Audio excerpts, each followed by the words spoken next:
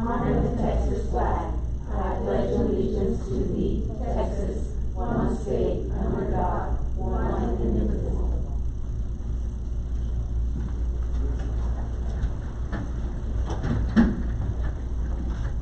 Tonight's kind of a bittersweet night or evening, because these young ladies are graduating, they're seniors, and have weathered the storm of being with us during board meetings, long nights, without ever complaining. And from the bottom of my heart, young ladies, we wish you the very best. Thank you. Ms. Luca, will you call roll? Yes, ma'am. Ms. Barnes? Here. Ms. Borrego? Ms. Borrego's out. Ms. Mendoza? Here. Mr. Rodriguez? Mr. Rodriguez is out. He wanted me to personally apologize. He will be unable to attend this meeting. He's out of town. So we will go through the evening without him. Mr. Cimental? Present. Ms. Trout? Present. Ms. Zuniga? Here. What I'd like to do this evening is start with, with the board's consent, take the agenda out of order, and I'd like to do the open forum first, and then we're going to do the board training, which is going to take quite a bit of time, I think, and board honors. If the board would indulge me in taking those things out of order that way, and do consent agenda. That way the staff doesn't have to stay with us, during the whole board meeting. They can go home and that kind of thing. Do I have any objections? Okay, there, can you please repeat it again? In other words, We're going to do the 30-minute open forum. Okay. We're going to do the consent agenda, and we're going to do the board honors later. So, Dr. Galaviz would like to do the board honors later. So just the consent agenda and the open forum. If we're gonna do board honors later, then wouldn't the staff have to stay anyway? Not necessarily. We're not presenting any of them tonight? No. I'm talking with staff at our central office. Okay. The other staff are still working. Oh, okay. Because my understanding was we were gonna do open forum afterwards, so I don't know if any of the speakers who signed up are even here right now. Are they here? They have 5. I did mention to the speakers not to leave. I did mention because I wasn't sure the order of the meeting, and the training could have finished faster, so I did mention that it would be better for them to stay there. So all 5 of them are here, or is that how many we have signed up? Miss Cassidy, Miss Sonia, Okay. Open forum first, consent agenda 2, and then, we start open. okay. Okay. Is everyone okay with that? Yeah. Thank you.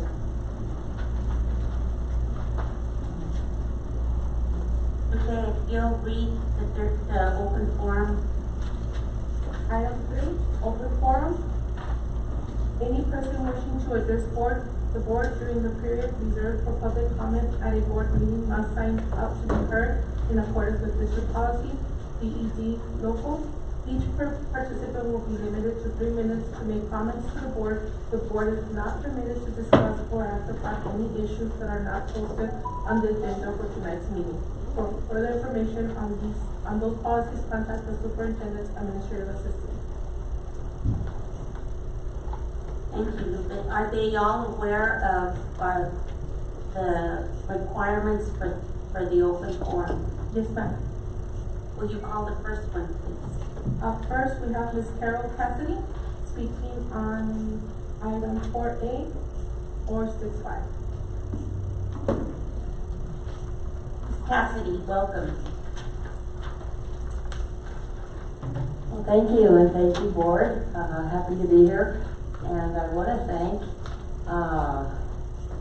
Superintendent Galaviz and the board, but maybe I guess the superintendent, for the wonderful two-time meetings that you held here with for students, parents, and faculty, and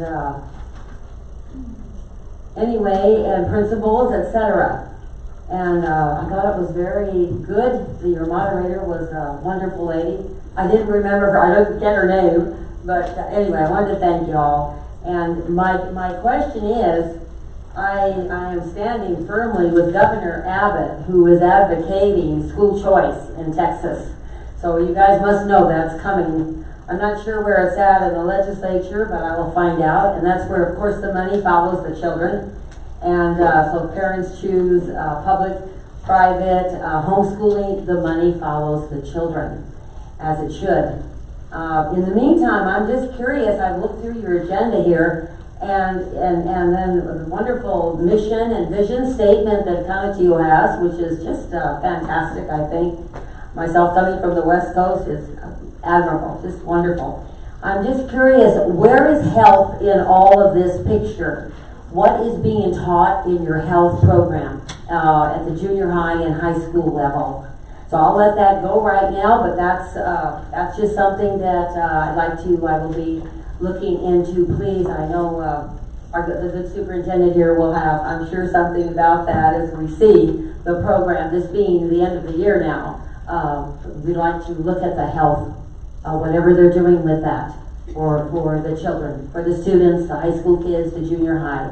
All right, that's about it. Thank you so much, and again, thank you for a wonderful. I really enjoyed it. I thought it was excellent. You have a beautiful staff. The teachers here, I think, are fantastic. Thank you. Thank you, Ms. Cassidy. Next speaker, we have Ms. Sonia Friday, speaking on the topic student support and Project VIDA.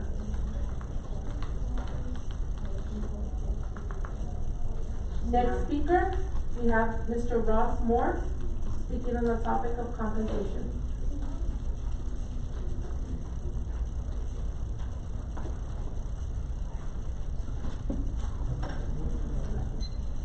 Board President Mendoza, board members, Dr. Galaviz, my name is Ross Moore, I'm president of the El Paso AFT. You guys haven't seen me before because I really haven't needed to come out here. We have very few issues, and when they do come up, they're resolved in an employee-friendly manner, dealt with respectfully and within the law. I wish all districts played this well with its employee. And the treatment Dr. Galaviz and his staff and his leadership give my membership is why you get all those A's from state and why you're an outstanding district. So I have a real simple ask of you. Please approve the 5% model. It makes sense, it's the right thing, and it takes care of the people that take care of you. I want to thank you very much for listening to me. I don't want to be a stranger, but again, no reason to come out here. So following the advice of FDR to his staff, which was be brief, be sincere, and be seated, I'm going to sit down and shut up. Thank you so much, sir. Next item, next person. Ms. Board President, Ms. Sonia Fair walked in and she asked if she could be called to talk. Yes. Ms. Sonia Fair? Again, she's speaking on the topic of student support and Project VIDA. Welcome, Ms. Welcome, Ms. Hello, good evening. Thank you for the opportunity to voice some experiences. For the record, before my time starts, there was other parents that were gonna attend, but because of the meeting, they were not able. They could have done it at 5:30. So I'm representing them as well. Okay, so I'm here because I'm a parent and I'm a volunteer in the CISD initiative in the school and with students, so I'm very much of a support. I don't have a spiel, I didn't type anything else, but I do tell you sincerely my experience. couple of months, I reached out to the administration that kids are crying out loud, that they are being instructed LGBTQ curriculum, they are being instructed pronouns, definitions on what is binary and I don't know what else. They are being labeled as aggressors if for some reason they do not abide in this curriculum. So they are crying out loud. I reached out to administration and nothing back, more from Dr. Galaviz. This initiative, well, I reached out too. I kept on looking for answers.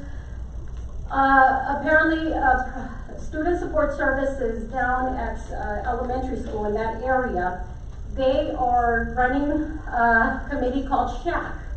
It oversees the health and wellness of students. They are allowing external organizations, and one of them is called Project Vida.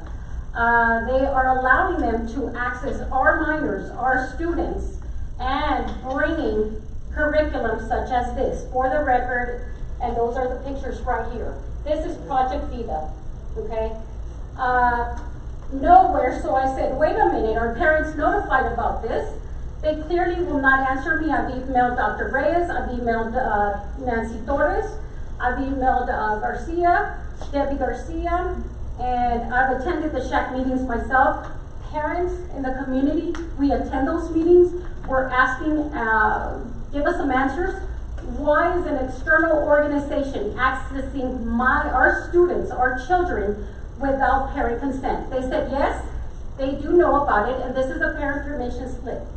Nowhere does it say that Project Vida is coming up with all these curriculum. Here it is, under healthy relationships, same-sex relationships, and nowhere in the parent slip were we notified. How long has this been going on? How long is it continuing? And not only that, their contract is about to expire.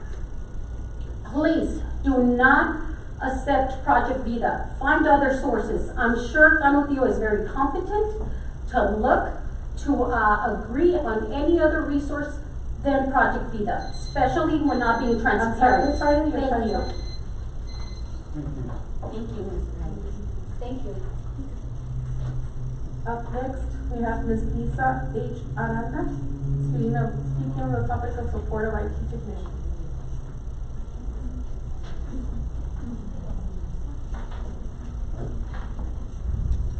Good afternoon, my name is Lisa Aranda and I'm the librarian at Dale Childress Elementary. I'm here to speak to you this afternoon to advocate for the IT techs at the campuses here in Canutio Independent School District. These IT techs are an investment for our district, and although we were given the opportunity to use ESSER funding for them, that funding has now ended. On our board agenda today, item number C1 is a consideration for you to make them permanent employees, and I hope you vote for this valuable item. They are an investment for our district for the following reasons. They provide in-house repair. They help on our campuses in lieu of a help desk. Because technology is the way of our future, and we do have a balance, we are getting updated equipment such as interactive TVs in the classrooms. Teachers are being asked to use them regularly. Our IT techs serve as on-site guidance. We use our IT techs at our campuses in order to set up equipment, such as announcements in the cafeteria. I know that at 2 campuses, we only have the librarian and the IT tech. We don't have a library aide. We work with our IT tech in order to work out any technology issues. Our teachers are not technicians, and if they stop to troubleshoot, it takes away valuable time from instruction and student learning. At our campus and many campuses, our tech support student programs such as robotics, girls who code, or just showing them how to navigate simple websites. Our techs are active male role models as well, and very much needed to pave the way of the future. I hope when this consideration is made for item C1 by Human Resources, you will vote yes to make them permanent employees with down at the Middle School District. Thank you so much for your time. Thank you. Up next, we have Mr. Frankie Brito, speaking on the topic of the text as well.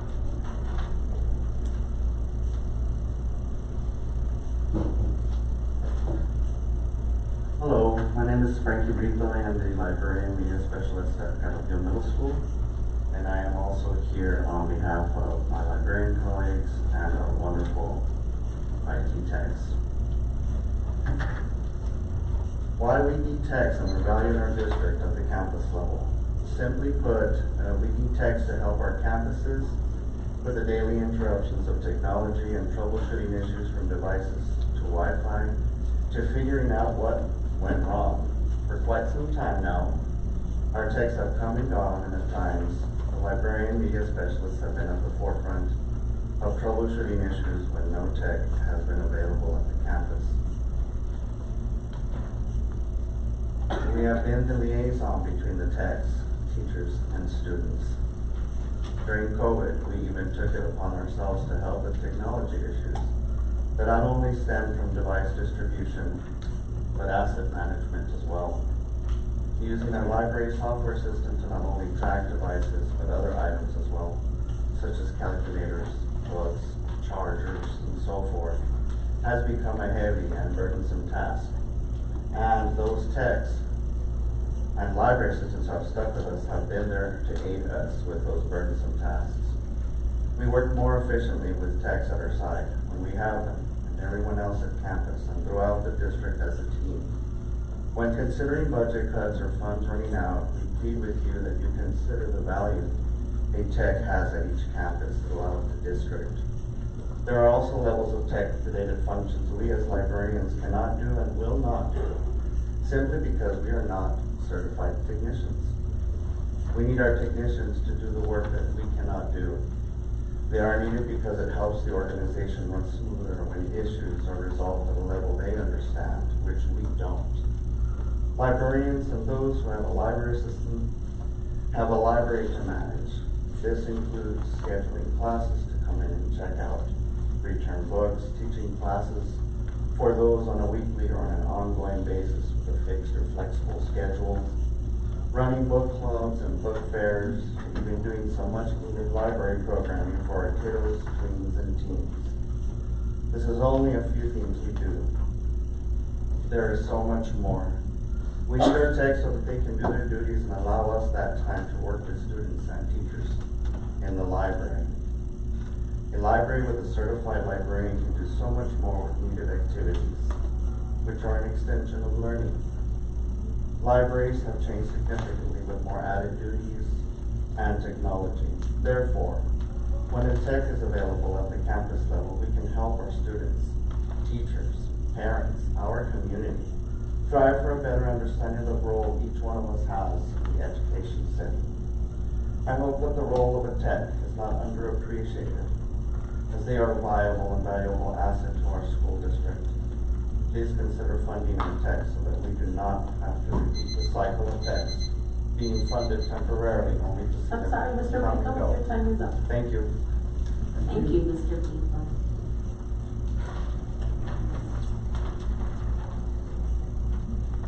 Does that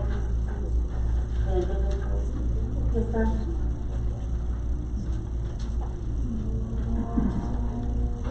Next item is consent agenda. Would you read? I'm just gonna have her read it out. Would you read the item, Lupe, please, for the audience? Yes. Item 6A1, approval of meeting minutes.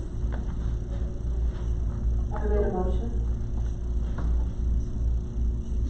This is all consent agenda. She's gonna read the I should items. read it already, I'm sorry. It's something here on the computer. Right, items 6, right. Item 6A1, approval of the meeting minutes. Item 6A1A. Lupe, no, it's just item 6.1 consent agenda. Oh, okay.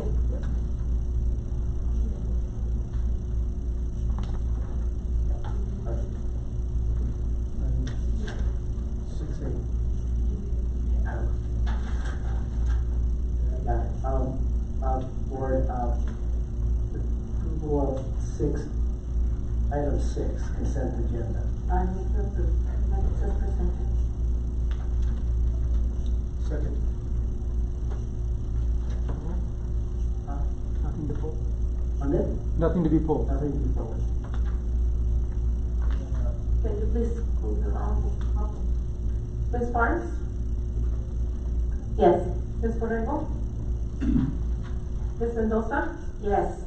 Mr. Rodriguez? Mr. Cimental? Yes. Ms. Trout? Yes. Ms. Zuniga? Yes. Motion passes. Next item, 6B. No. 6B and 6C are under consent. Do I have a motion? You don't need to remove, because those are all part of the consent. So we're done with the consent, yeah. Next item, 6A, discussion and possible action regarding a resolution supporting public education. Representatives, Mr. Cimental.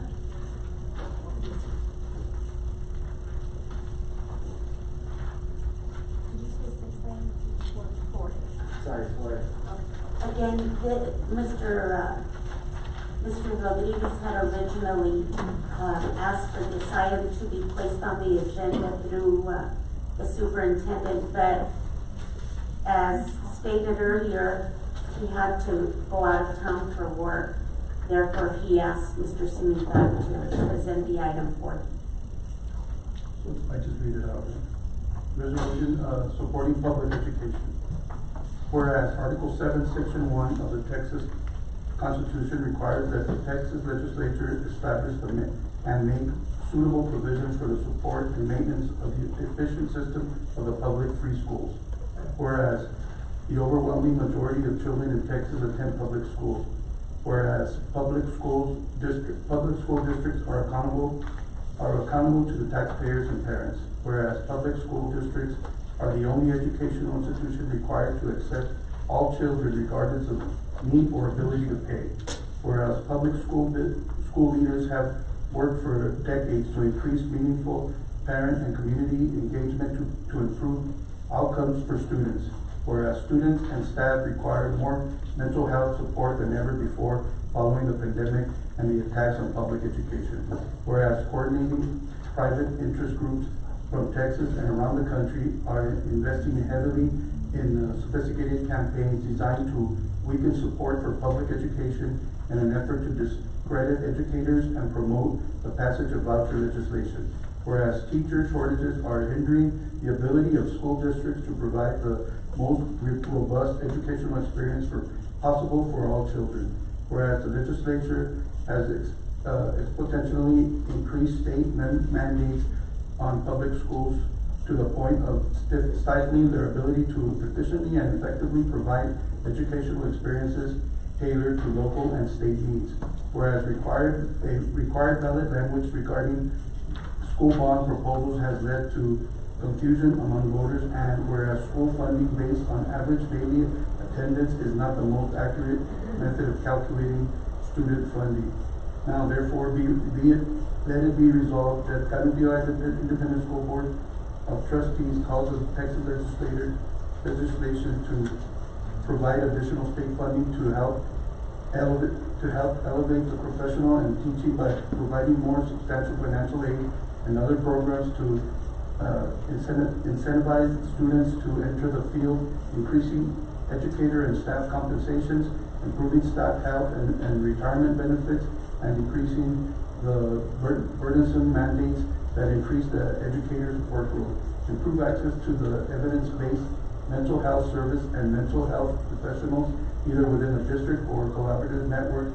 At the same time, the legislation should reduce the burden on educators and districts to identify and solve students' mental health issues, prevent any transfers of public funds using vouchers, education saving accounts or corporate tax credits to provide schools or individuals, including the expansion of virtual instruction by corporations, expand opportunities for local determined accountability frameworks to continue to reduce mandate and state assessments by eliminating those not required by federal law, to remove the high stakes inherit of the AF rating system and assessment that impacts students, teachers, and schools, to reduce the time students spend taking state tests, and to prohibit standardized tests from serving as a primary indicator of school and student performance.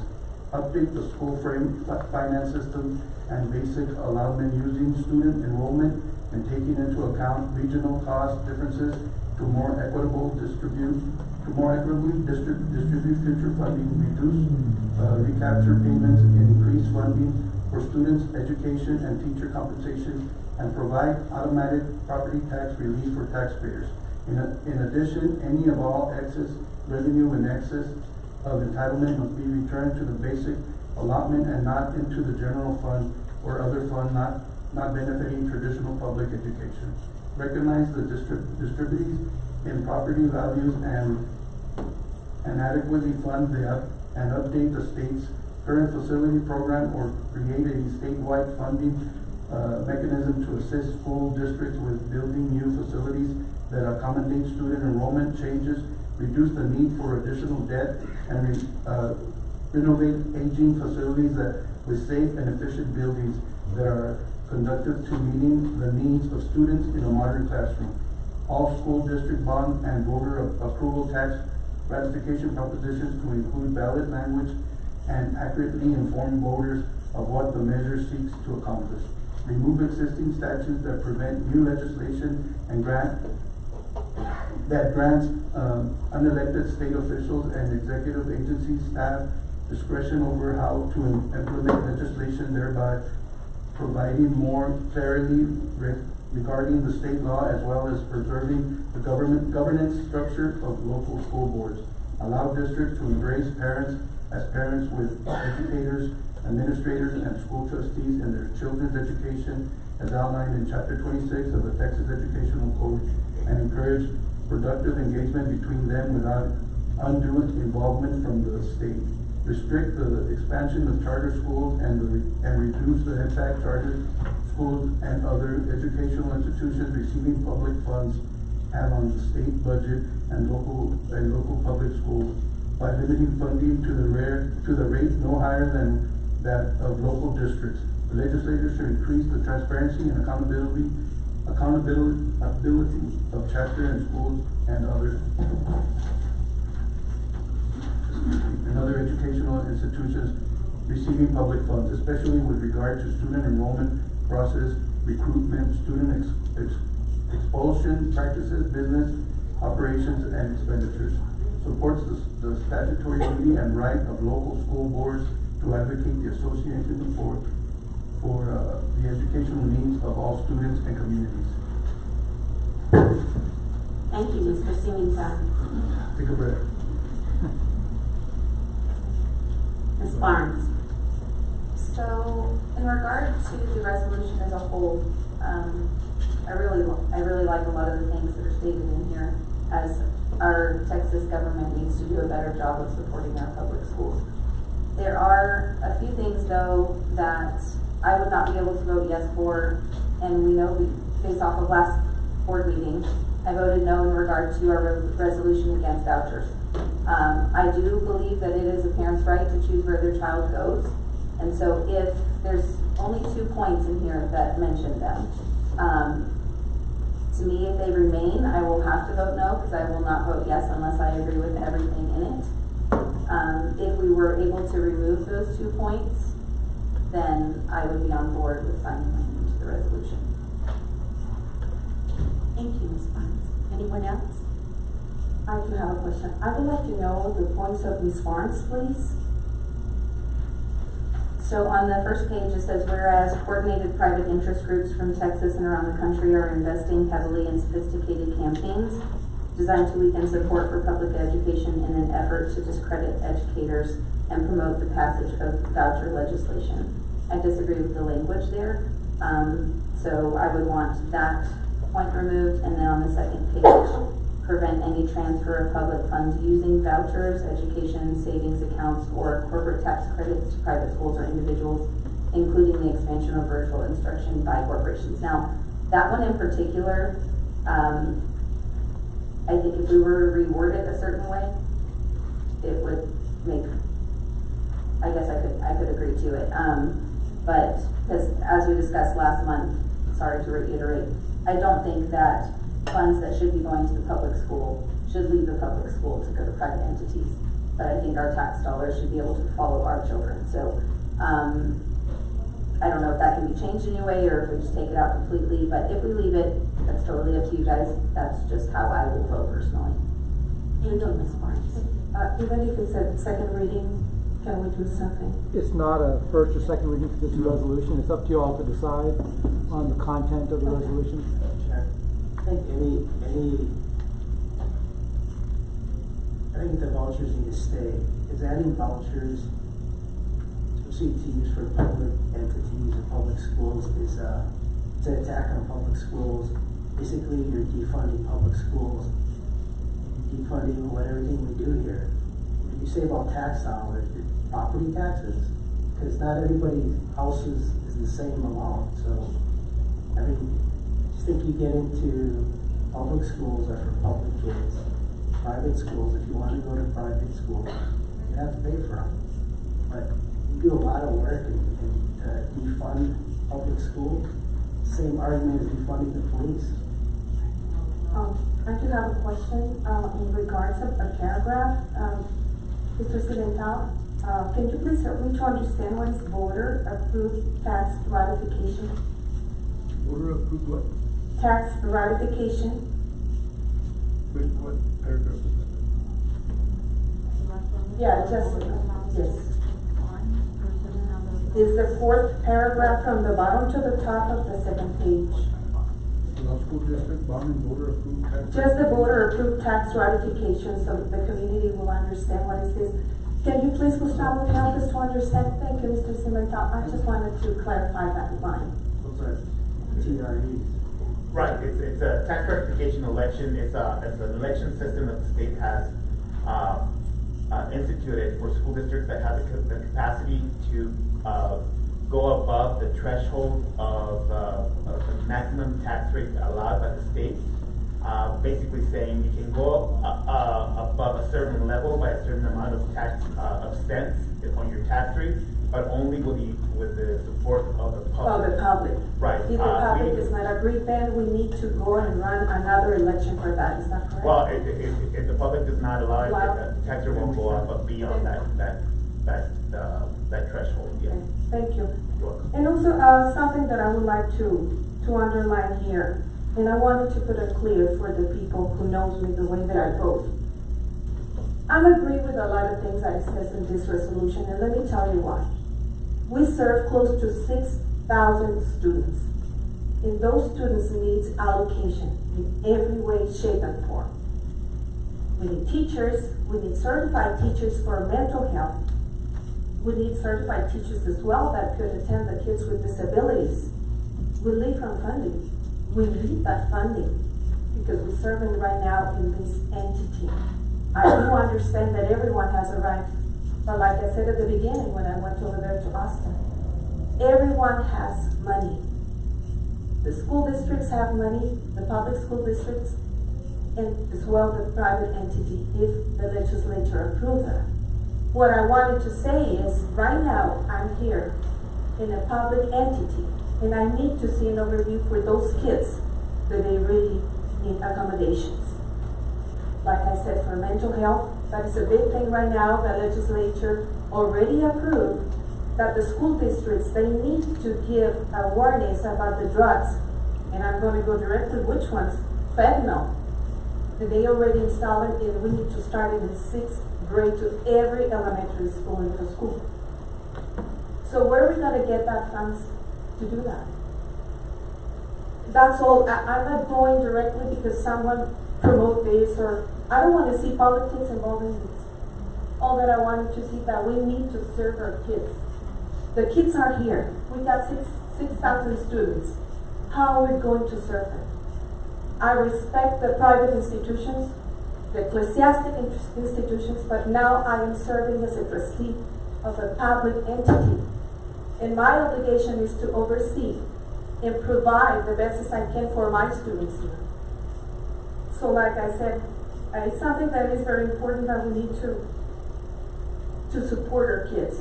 And that's the reason why I'm voting in this. I don't want to see politics. I don't want to see because Mr. Rodriguez or Mr. Cimentado or whatever. No. All that I need to see is that my students have the allocations that we need to provide in order for them to better serve. Thank you. Thank you. Thank you, Ms. Carl. Do I have anyone else? Well, yes, I think we'd all love to see our tax dollars go wherever we want it to go, but it's not like that. And public education is very important. Like Mr. Galaviz said, it's right up there with the most important. And that's why we're here. We're here because we want to make sure our district and our public schools are run right and we get the right amount of funds. We're underfunded as it is. We have a problem with teacher shortages, so we need that money. And giving it to the private schools, it just doesn't go with me. But that's it. That's all I really want to say. And I'm for this resolution. Thank you. Yes. My only concern, I guess, in regard to voting against this, because I'm not against the resolution as a whole.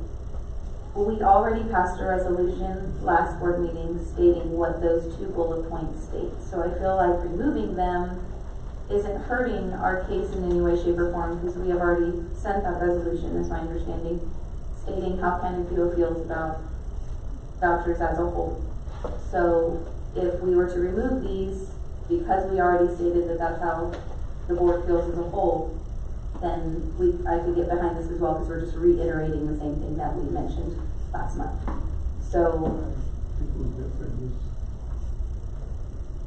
it mentioned that we didn't want public funds to go to private entities. So the same 2 points are being mentioned now in 2 different resolutions. So I think everything else in here is much different than the last resolution, and I agree to it. But as you guys know, I cannot put my name on something that I don't agree with 100%. So if it's up to you on whether or not you want to vote to remove those 2 points or not. So can you please repeat it? I'm sorry, Madam Chair. Just please be concise and concise. Exactly that you don't want it, exactly that it says that the money doesn't go to private entities, that we're against that. And what is the second one? Yes, the 2 points are on the first page, it's the 7th whereas, and on the second page, it's the 3rd bullet point. Those would be the 2 that I would want. Can synthesize the 3rd bullet point, please, the 3rd one? Yes, that the transfer of public funds using vouchers, education savings accounts, or corporate tax credits, private schools or individuals. Not going to private. Including the expansion of virtual instruction by corporations. So I'm just letting you know if those aren't removed, that's why I will be voting the way I'm voting. Thank you. I don't know if we could have a motion. Well, Well, she just says that she's not going to vote on this. No, but she says if we remove right. But I think if you remove it, I mean, vouchers are still on the floor. And we've already stated how. No, but they're still in Austin, they're still talking about them, so I think we need to emphasize it again. I think also, they haven't talked about our teacher raises. We had 5 days left, and we still haven't mentioned anything about paying teachers. But they're still talking about vouchers. I think you need to emphasize it again, in those 2 points. I understand and respect your opinion, but again, I think that's just, again, I don't have a vote, that's just my opinion. I'm going to say my opinion. I believe the resolution should stand as is. That's my opinion. Is there anybody else that would like to speak, or do I have a motion? I would like to see if there's any rewarding about this that you would like to add, Mrs. Barnes. No, if they don't want to remove it due to the last resolution, then we'll leave it as is, and I will. And would you consider another phrase? Based off of the conversation, it doesn't sound like rewording would be something that would suffice. Could be a possibility, which is fine. Would that be a possibility? Would we be open to rewording, or no? All I can do is ask for a motion. Does anybody have I make a motion to approve the resolution as it is. Second. Motion is made and seconded. Call for the question. Ms. Barnes? No. Ms. Mendoza? Yes. Mr. Cimentan? Yes. Ms. Trump? Yes. Ms. Zuniga? Yes. Motion passes. Next item. Item 4B, whole team building and evaluating and improving student outcomes. EISO training and required by statute provided by Cassie LLC to include introduction of the balanced scorecard. Presenter is J. Jerome Moca.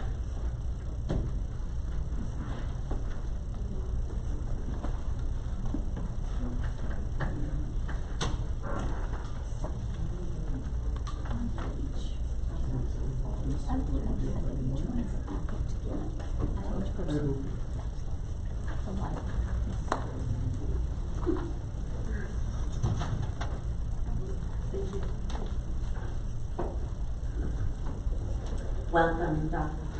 Thank you so much. Good evening. Oh, and I worked so hard on those, Doctor.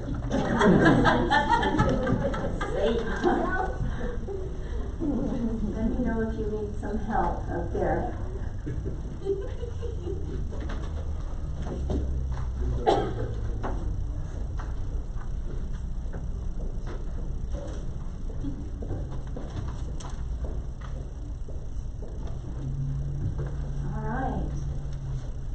Welcome. Thank you, President Mendoza, Dr. Galaviz, members of the board.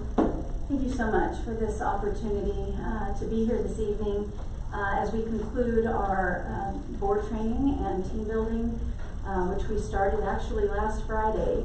And this has been a work in progress. We actually started this process back in April, so you'll get to see some of the product that we have been working on and what we've been doing as we've moved along with the strategic planning process. And as you know, this is what brought me here. Was Dr. Galaviz invited me and the staff did to help facilitate strategic planning and building a 5-year strategic plan for the district.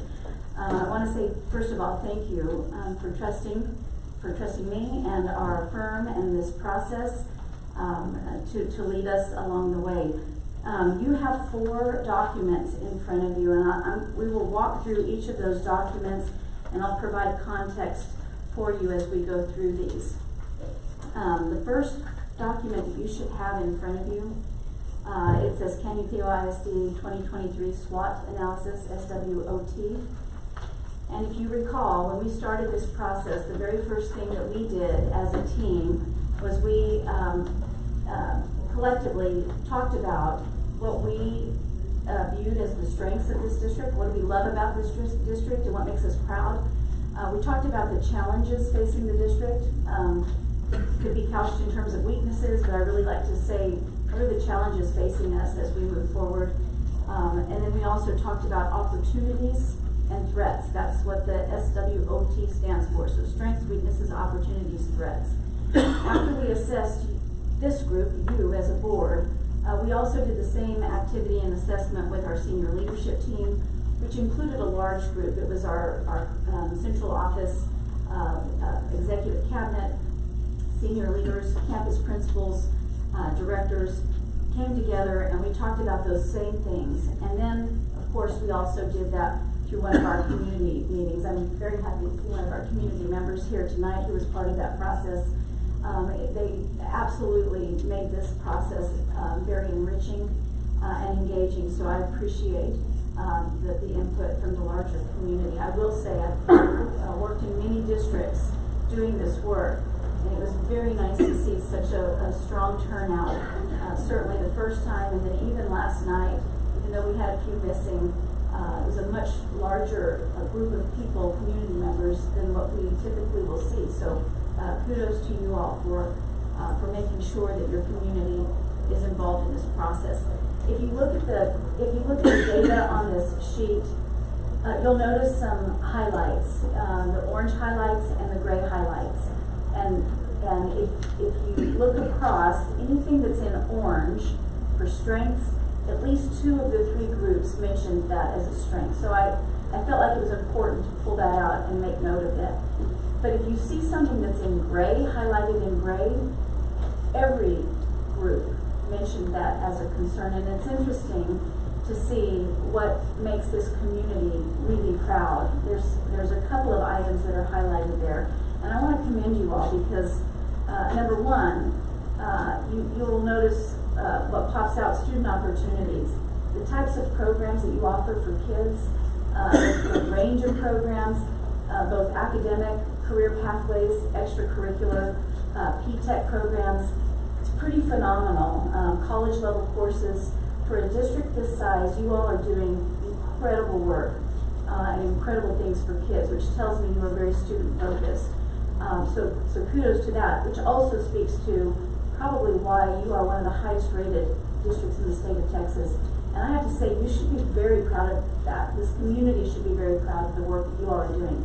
And that doesn't happen by accident. It happens because of strong leadership. It happens because of engaged parents and community members.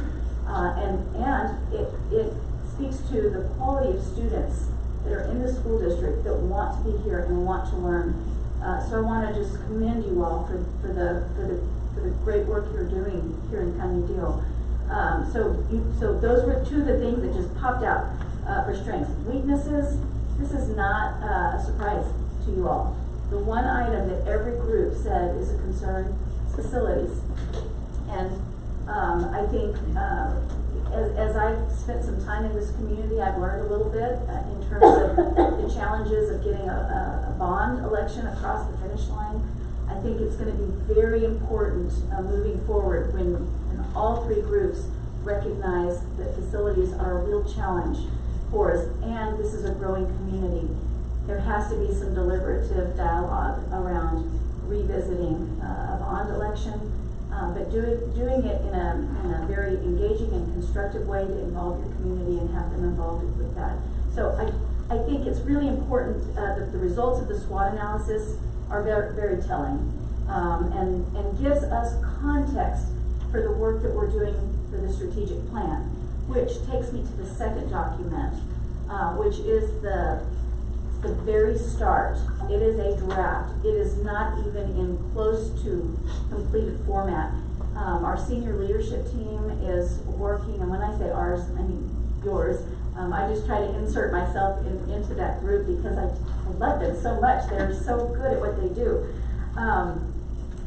But you'll start to see some content that will probably change before it comes to you as a final version. But again, just for context, the strategic plan begins by talking about what do we believe about all of our stakeholders, and that's where we involve the community, accessing their brain power to help us think through what it is that what we expect from the adults in the room, from the students, from all of the stakeholders. So the collective brain power for the last two meetings with our community group, we developed these belief statements. We will eventually, once this document is in more completed form, we will come to you and ask that you approve this. But you can see the list of belief statements that were developed by our communities, starting with students. Students are empowered to think critically and engage civically and empathetically as they meet the challenges of building a better world. Parents and families are welcomed into our schools and district with meaningful opportunities to actively engage in supporting the social, emotional, and academic needs of their students. Our faculty and staff members are respected and valued as dedicated leaders and continuous learners in the educational process. Our campus administrators build authentic, inclusive, and supportive relationships within their school community through mutual respect and trust. The superintendent and central office staff are active and engaged listeners who are accountable for ensuring equitable, efficient, and transparent utilization of district resources. And the Board of Trustees are a unified team who holds each other accountable, treats each other with respect, and represents the district with integrity and honesty. I think those are pretty powerful belief statements. And the goal is not for those to just live on a piece of paper, but to live outward in our actions and how we behave as students and adults. We also did some refinement of your mission and vision statement. This already existed within your current mission and vision statements, but we were able to pull them out a little bit and and make them more clear. There's more clarity to them, I guess, is the best way to say that. Our mission statement, I think this is really powerful. County ISD provides equitable opportunities to ensure our future-ready students are inspired to explore, learn, grow, and excel. And it just speaks to your commitment, once again, towards students and the opportunities that you want to provide to them. Your vision statement, very concise, succinct, lead today, impact tomorrow. That says everything that it needs to say. And so I appreciate the work of the community and their input into this process. Their words help move the strategic plan forward, because your belief statements drive your mission and vision, which then drives the work that we do. And as you know, we've talked about this briefly, I believe in April. Our strategic plan, that first column that you're looking at, indicates priorities. These are for us as a firm, when we work with school districts and we're talking about strategic plan, there are 4 priorities, always 4 priorities. It is non-negotiable. And that is student outcomes, staff outcomes, community, family and community outcomes, and financial and operational outcomes. And so we identify what that means to us. We use that SWOT analysis. What did we learn from the SWOT? And how do we translate that into our long-term strategic plan? And so as this begins to become more developed, your strategic objectives will reflect the goals that really popped out from our process that we need to focus on, as well as strategic actions. What does the work look like? How are we going to do the work in terms of progress measures and long-term outcomes? So with that in mind, that's just a glimpse of the scorecard. We call this a balanced scorecard. And this is really, board members, you can choose to use this as a way to evaluate your superintendent, or you can choose to use a separate evaluation. But at the end of the day, the board should be evaluating a superintendent based on the goals that you set for the district. And that should be embedded in here. Instead of having just so many different documents that say different things, a set of goals for our district improvement plan, and a set of goals for our strategic plan, and a set of goals for the superintendent. We should have one set of goals that provide a clear expectations for how we are doing our work. And so that is the goal of the strategic plan, is to really provide clarity and focus the work that your staff is doing. Your staff will continue to report out to you each month. Once this is finally approved, they'll report to you each month on the work that they are doing. So there's an accountability piece. We call it a balanced scorecard because it's a way not to keep score, but to just make sure that there's accountability tied to this. Before I move to the next document, are there any questions regarding the SWOT analysis and the strategic plan, the very draft form? I really wanted you to see the completed product of our belief statements and mission and vision. But just to also let you know that the work is starting on building out the scorecard. Yes, ma'am. I do have a question. And then let's go to the vision and mission. Yes, ma'am. So the community have the opportunity to participate in this as well? Yes, ma'am. Came out with this, right? Yes, ma'am. I like it. When do we need to approve our vision and mission and change this? In June. So this is something that the communities agree with, and it's good. We need to listen to our community. We need to hear them. I like it because it's very precise and concise as well. And every June we approve that. So thank you, community, and thank you for working with us. Thank you, Ms. Trout. I will say the mission statement and vision statement, pretty much this already lived, these words lived in your current, and it was really a recommendation that I made to them. I just, there was a way to pull it out to make it more clear what the vision and mission were. I think they were agreeable, and I don't think, I know they were, because they were there last night. They said yes, and I think community members that were there. I know there was discussion around using inspired or empowered. Did they land on inspired? You know what? I think the word empowered was the word that came out when we were talking specifically about students. The word empowered, and they made it very clear. They said you can inspire them all day long, but then there's no action behind that. When you empower them, there is more likely to be action behind that because they are empowered to do it versus just somebody else inspiring them to do something. So that would change? It wouldn't change. It's there now in the term students. Students are empowered to think critically and engage civically. That's where I believe it comes. On the mission statement, I'm sorry.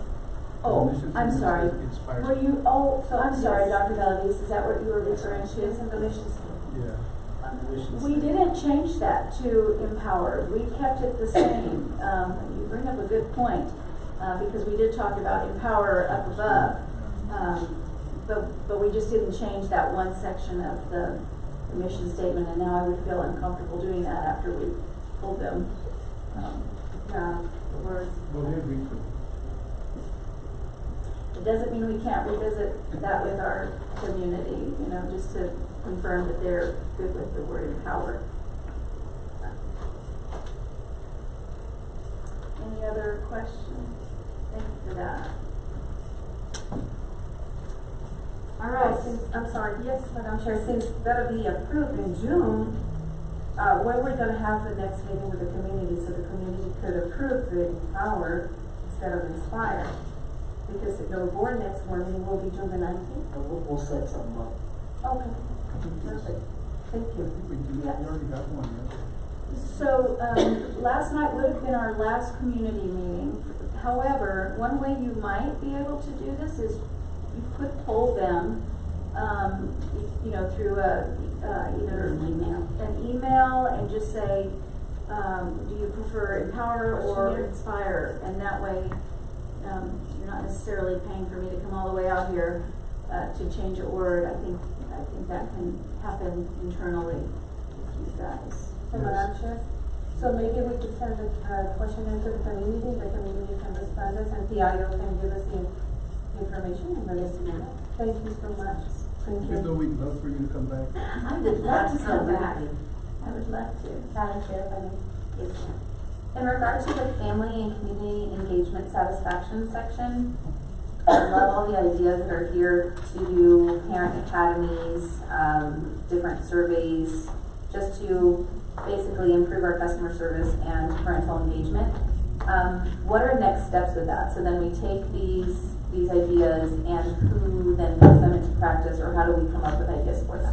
Great question. So, and this is still in draft form, and we are like literally wordsmithing some of these and making sure that this is what really aligns to what's in the SWOT. But these were initial ideas that I worked yesterday with the senior leadership team, and these were things that they were considering and working on.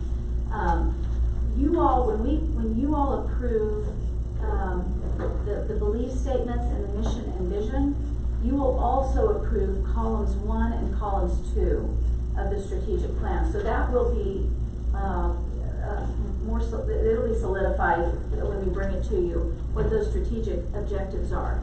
It will be then up to the staff to say, how are we going to do this work now? How are we going, if the parent academies is what remains and lives in here, how are we going to build that out and make sure that we have the academies that make sense, that parents, that will benefit the parents that they want.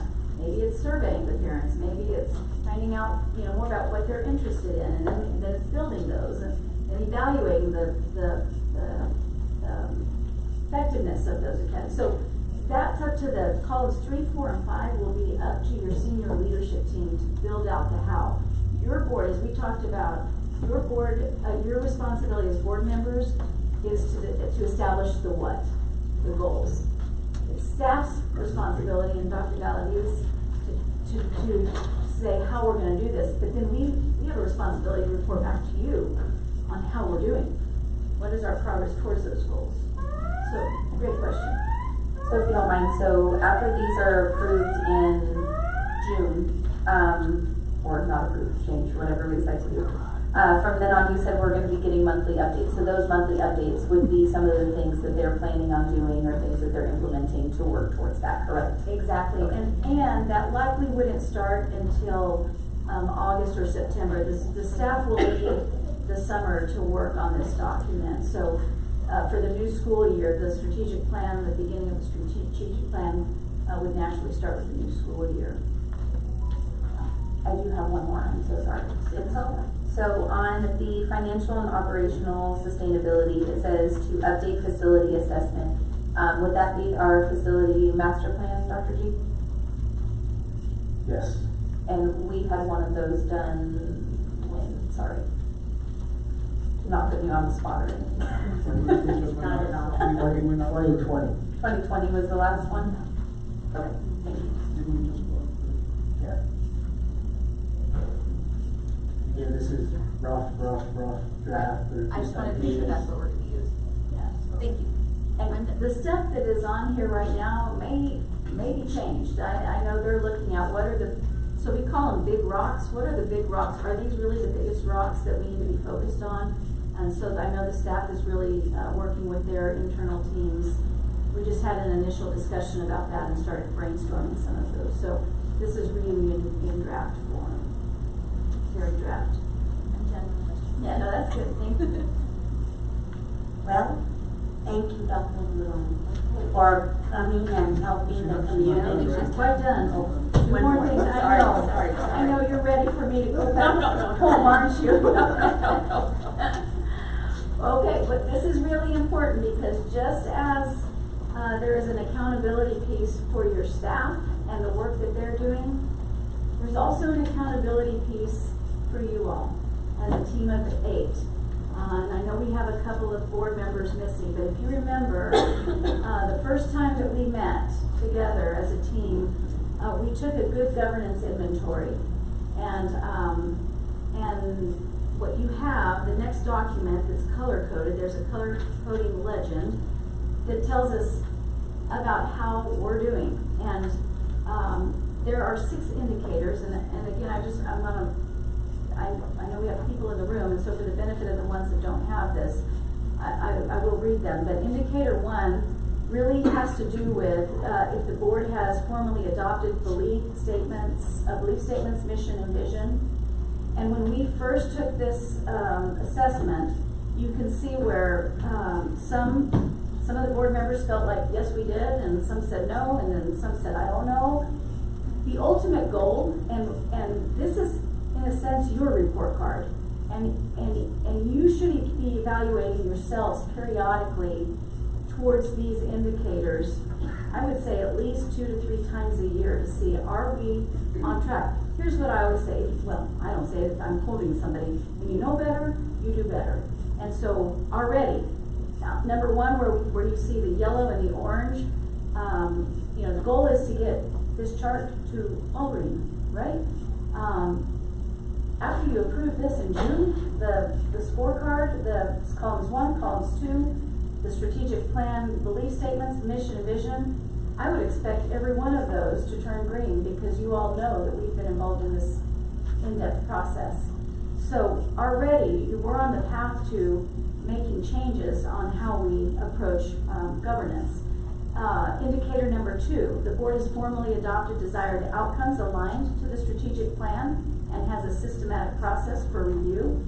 Again, once you approve the strategic objectives on your strategic plan, and then we provide a calendar of how we will be reporting, and I keep saying we, as the staff, be reporting on a monthly basis on these particular priorities and strategic objectives. That orange is going to turn green in no time at all. So again, it's really important. That's assuming that you all follow a pattern of doing that work. So if you all decide, well, we're not going to do the check-ins and the accountability, then it would still live in the yellow and the orange.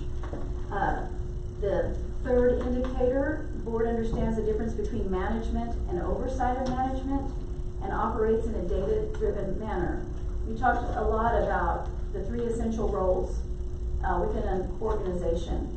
The operational role, our boots on the ground, the folks that are doing the heavy lifting, the work, the teachers, our custodians, our paraprofessionals, food service, all the group that's moving the work. You've got the tactical roles and responsibilities, which is generally the folks that are running your schools, running your departments. And then we have the strategic role, and your job is to stay in that strategic role. And we had a kind of a, there it is, I see it, your little airplane. Your air traffic control. You've got to stay at a 50,000 foot view when you're evaluating, understanding the difference between management and oversight. Indicator number 4, the board systematically advocates for students, staff, and parents on a local, state, and national level. The board operates, indicator 5, the board operates as a unified team of 8 and has clear operating procedures. I do want to say this because it came up last night in our community meeting, and I think it was a point that was well made. One of the gentlemen indicated, he said, I don't necessarily want the board to be unified. I want them to, there should be positive discord among the group. So I want to be very clear, when we say unified team of 8, it's one thing to be uniform and expecting that you all are going to vote the same way, and that's one thing. And we don't expect that. I want to be very clear about that. Each of you should be very comfortable voting your conscience, having deliberative dialogue about why you're voting the way you do. I thought it was beautiful the way y'all handled the resolution. While we disagree about it, we can agreeably disagree about it and vote on that.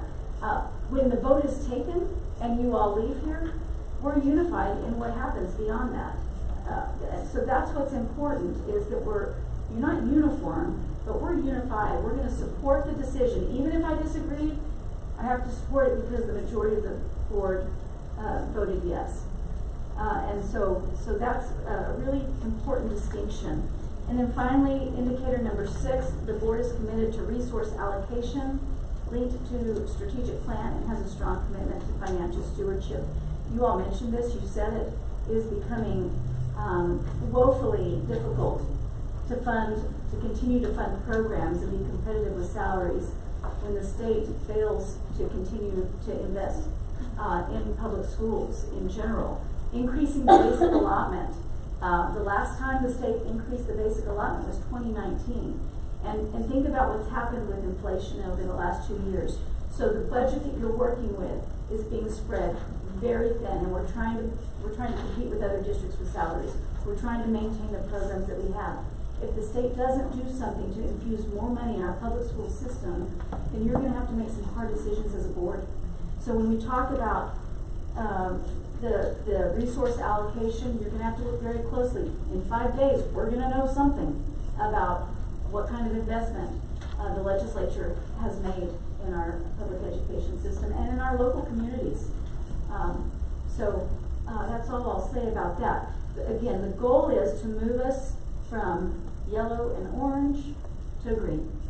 And it's being very conscious about what are the indicators for each one of these, or what are the 1.1, 1.2, what are the actions that we should be taking to make that color switch or make that block switch.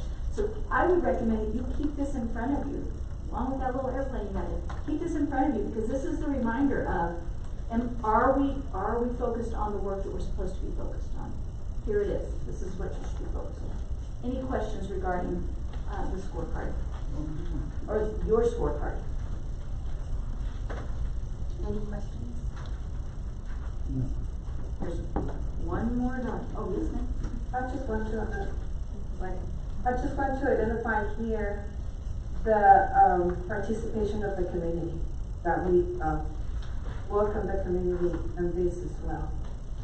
I think families and the community, they have they have a strong value here in our lives and the education of the children. It's something that I would like to move forward along with them as well, to try to be more open with our community, to invite them more. So I would like to see more opportunities for the parents that they could come and participate with us. that's why one of our priorities in the balanced scorecard is family and community outcomes. So that should absolutely be reflected in here, and I appreciate you saying that. That should absolutely be a focus of the board and of the school district. Thank you. Thank you, Ms. Truck. Anyone else? One more document. One more. President Mendoza, and I promise I'm going to turn it back over to you. And this is more of just a reference for you, and I think when we talk about good governance, this document provides you with some best practices. Once this scorecard is completed, what are the best practices for leading with a balanced scorecard and also staying in your strategic role? I'm not going to read those to you. You have those, but again, this should stay with you while you're right with you on the dais, and keep these things in mind, making sure that you remain focused on the work that we're doing. On page 2 of this document, there's a checklist for why individual board members may leave the strategic role. And it's tempting to want to leave the strategic role.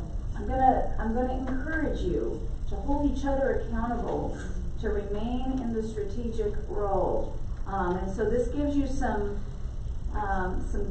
I guess, insight as to why board members might leave this strategic role. Excuse me, is the checklist this one, number 1, 2, 3, 4, 25? It's on the second page, on the back of the first page, second page 2, and it's close to the bottom, and it starts with, it's tempting to take what you know from your own work experience. Oh, okay, number 1 of the checklist. Yeah. Okay, thank you. So those are that's the way you can assess yourself. Am I getting out of my lane?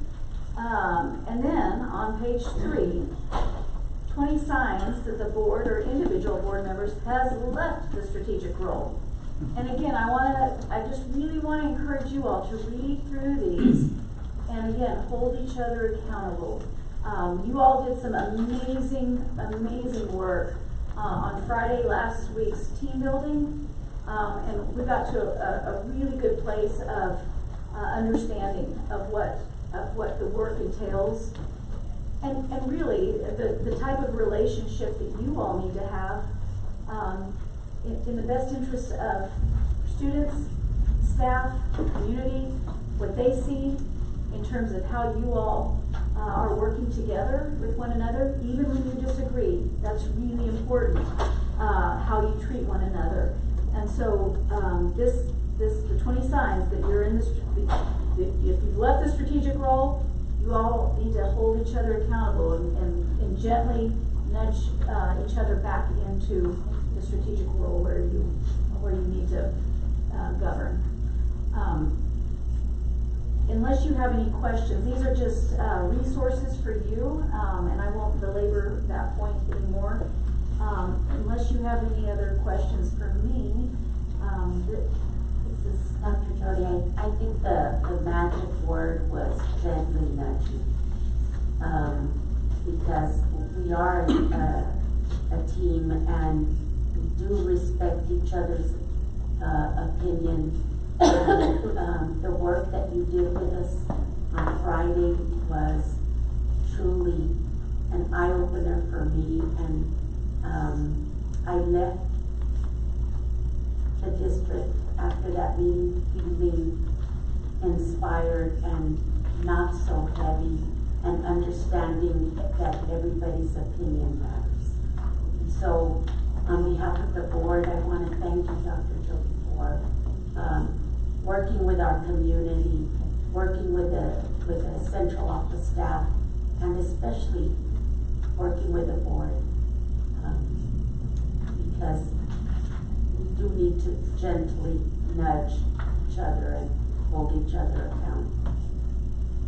Thank you so much. Anyone else?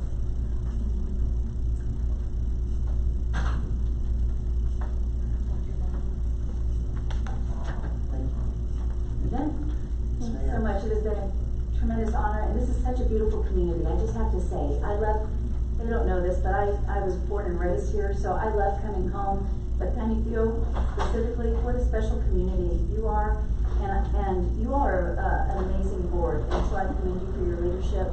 Continue to stay in the strategic role, and let me know how I can help you as you continue to move forward with your strategic plan. Thank you so much. Thank you. Next item. Next item is board honors. We're gonna do 5A. Sorry.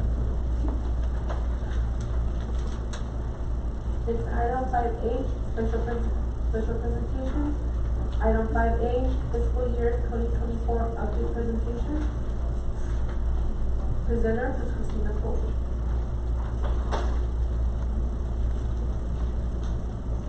Welcome, Ms. Cole. Good evening, President Mendoza, board members, Dr. Galavis. I'm giving you an update on the general fund budget development. We have some additional information to present to you. I know you will be making a decision on compensation shortly, and we just want you to have all the information available of different scenarios where we are currently and what we're still pending. The first slide gives you some reminders of what the budget priorities are for this school year. The first one is the maintenance tax note payment. This is a required payment that needs to be done on an annual basis. It is a $1.2 million payment. That's one of the priorities. We also have facilities maintenance requests. We also have the healthcare fund reserve. This is a $2.3 million infusion that was presented to you a couple of months ago as to the state of our healthcare fund. We also are contemplating a 3 and 4% compensation package. There's going to be different scenarios that will be presented to you, and we also have the outcomes of those different scenarios. And then the question of a balanced budget. Will our revenues equal our expenditures? This is always a good indicator of us living within our means, basically, that the revenues that we come in is what we're budgeting as expenditures. And the other item is the Apple refresh. We have been allocating $750,000 annually for the one-to-one device replacement. Once those devices, these are the same devices that were purchased with the maintenance tax notes, which will eventually need to be replaced. So we've been allocating and saving up funds when that time comes that we need to replace those. So one of the items that we have modified is the revenue projections. Initially, when we came to you in March, we were projecting, we were calculating our revenues at a 94% attendance rate. After some discussion with Cabinet, it has been decided that we're going to use a 96% attendance rate. This is an aggressive rate, and we are talking to principals and leadership at the campuses to ensure that we come to fulfill this 96% attendance rate. Not only important for funding, but of course for our educational goals for our students. So that from going from 94 to 96%, it did generate about almost $900,000. The other item is that we also look at expenditures. So as we're developing allocations for departments and campuses, we took a strong look at the departments. And so some of the items that we took into consideration is that we did make some reductions. Those reductions included a 50% reduction to travel and professional development, a 50% reduction to miscellaneous costs. Also, we did a 100% reduction of anything that had been budgeted originally for equipment, technology, furniture, and 100% reduction of any discretionary or emergency funds. This means that if there is something that comes up during the school year, each item will be presented to you all individually and will be funded through fund balance. As a result of these cuts, we generated about $1 million in expenditure savings. We also looked at the campuses, and so once we built the campus allocations, we did the allocations on a per capita rate just as we always have. However, this year for the next school year, we applied the attendance rate. So if a campus had a 92% attendance rate, we gave them 92% of their budget. By applying this method, there was about almost $68,000 in expenditure savings.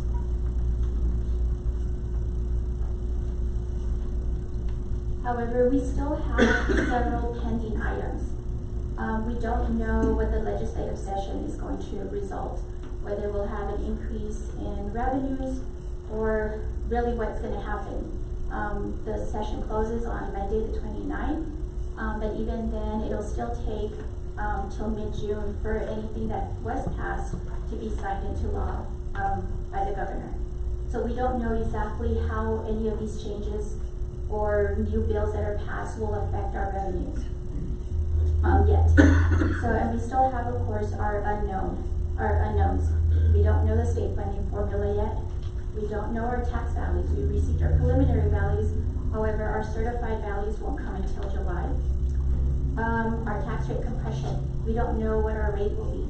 We don't know what the state will end up compressing our rate to. We also don't know enrollment or attendance rates. We have a projection, and that's what we're going to guide ourselves by. In addition, we have the healthcare fund infusion. Now remember, this $2.3 million is just a Band-Aid. We still have to find a solution on how we're going to continue to fund the healthcare fund. So the $2.3 million that was requested, we already infused $1 million into it. This was approved by through a budget amendment, and that's already been done. So we still need to supplement that by $1.3 million. The other one, of course, is the maintenance tax note payment. We do have some funds that are left over that we were not spent that we can use to allocate towards the payment. We have about $500,000, so that'll leave us with about $700,000 that will need to come out of fund balance. And then, of course, the question of the compensation plan.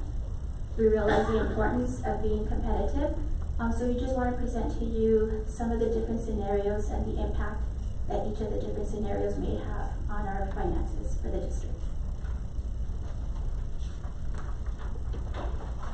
So we're going to present to you 3 different scenarios. The first one is keeping everything exactly the same and not presenting any raises. This includes the budget cuts that I have talked about previously, and this will result in a deficit budget of $2.5 million. The other scenario was a 3% and a 4% raise, 3% for administration, 4% for instructional. And this will result in about a $4.4 million deficit. And the last scenario is a 3% and a 5%. The 3% being for administration and 5% for instructional, and this will result in about a $5 million deficit.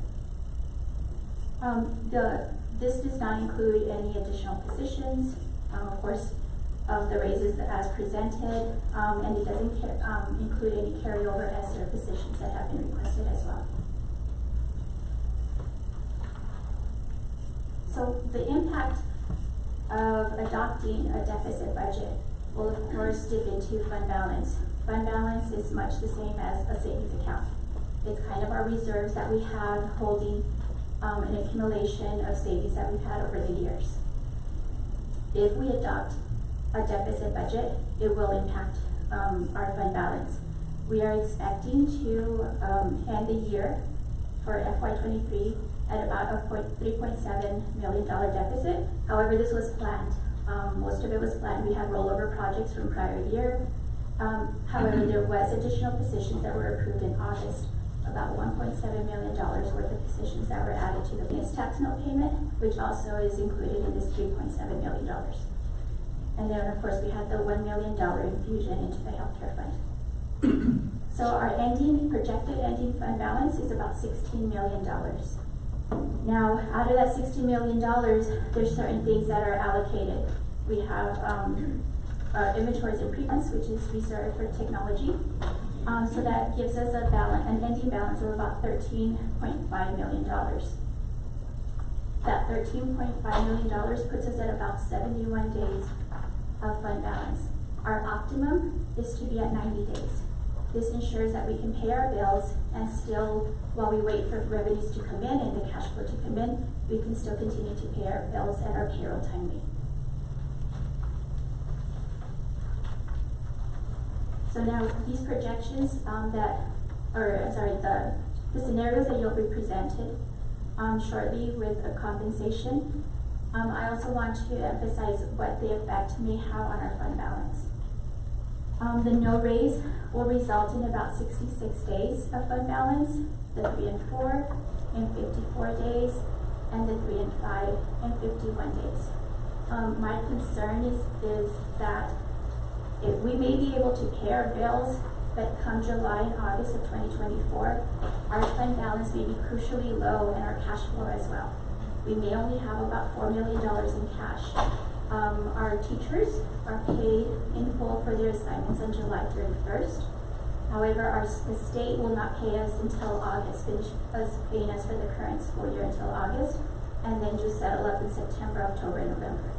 So our cash flow is going to be critically low, depending on which compensation package is adopted.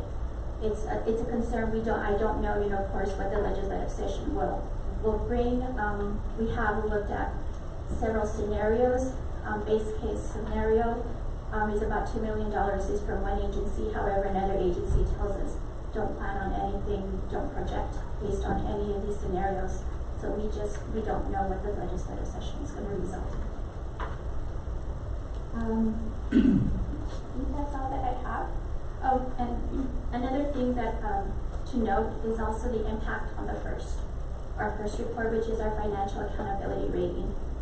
If we have more than a 25% decrease in fund balance over the last 3 years, this will drop us automatically to at least a B rating. If our cash is low, our current assets are low, this will also affect the points that we received on the first. It could also have an impact on how we're evaluated on our first rating. Any questions? Any questions? Ms. Trout? Definitely, I was saying this, and these numbers are concerning. Something that I was saying this, that we know, of course, we're not going to know what this legislature is going to approve, so I'm sorry. In order for us to take a decision. But on the other hand, we understand that our teachers need something, definitely. We could do this one, maybe balancing this, maybe to ask from another account to this one. In the meantime, we cover our teachers, our staff, with a minimum, so it doesn't create too much impact. It's going to create impact, anyways. It will, because we see the very critical numbers right now. And we know that this time is going to come, but also, but on the other hand, I do understand that the staff, they were waiting for this as well. So we need to come to a common ground, what we can do in order to satisfy the needs, because I don't know to when, or is it necessary to do it now, or we need to wait until we wait to see the legislature come with how much money, or to take the decisions right now. I don't know. What do you think? We don't know what will result from the legislative session. The question is, I know how important compensation is in order to remain competitive, to retain our employees. So I realize that this decision is a very difficult decision, and we're just asking for your guidance. We just want to present the facts and the information so that you can make an informed decision as to what we need to do for the district. If we go, if we go by the 3% and 5%, how much will create an impact right now? Well, I believe it's about a $5 million deficit. About $5 million. So, how much balance we have right now? We currently are projecting to have about 13 million. 13 million. So, will be less those 5 million? Correct. Or is not included there? No, right. So if we adopt a deficit budget, it will bring down that 13 million to about $8 million. Is there any ways that we could compensate that money immediately with something else, with another account, and then when we got the money that we're expecting, maybe, hopefully it's something considerable, but I don't think so, can we balance that account? So we have different accounts, but they're earmarked for different purposes. Like, we have our debt service, but we can only make debt service payments out of there. We have our healthcare fund, we can only make healthcare payments out of there. So currently, I believe our cash balance or investments is about $15 million. So with that said, we also have, of course, the fluctuation of the cash flow. The state funding is pretty even during the year. However, we do get funded from September through August. Property taxes don't come in until usually around December, January, February is when we get the bulk of our property taxes. And those are our main funding sources. To also keep in mind that we pay for grants. We get reimbursed on those on a quarterly basis. So we would have to advance 3 months worth of grant payments before we receive reimbursement. We can up those schedules to ensure a little bit more cash flow. However, we still pay our bills and our cash flows come in periodically during the year. But we need to retain our teachers. Correct. We need to get them ready, because school year is about to come. And, of course, if they don't find something attractive here, they're gonna go somewhere else. I don't know, you are the professional in this, but I would like to definitely do something for our teachers and staff as well. But I'm kind of nervous and concerned because the school year is coming and we need to be prepared and ready for that. What are we going to offer to? And so, something to keep in mind with compensation is that it's a recurring cost. So, we're successful this year, we have an inflow of some state revenues. We're gonna be facing the same challenges next year when compensation comes again. So it's, these are recurring costs if we keep adding them to the budget. It's something to just keep that in mind, that these are not one-time costs. Once we add them and we give that compensation, it'll come back next year as well. What is our cash flow that we have right now? I believe in the general fund, we have about 15 million. 15. We don't have more than that, no? No, we do have our state payments coming in. And then along with them, it's gonna take months, right, in order to come, or? Right, so we get them every month. However, I'm sure we're gonna get those. Our assignments our teacher assignments are scheduled to be paid in full on July 31st. But we don't receive the next cash flow payment for the state until August. So for this school year, for this time being, we're okay. It's next year that I just wanted to raise that concern. Thank you. Thank you, Ms. Trout. Thank you. Anyone else?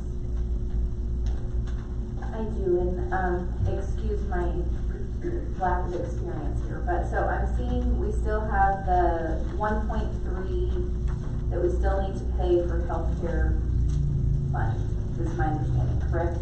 That is not included in the net surplus deficit? Yeah. Okay. So, is that going to be included in a future discussion? I'm sorry. Yes.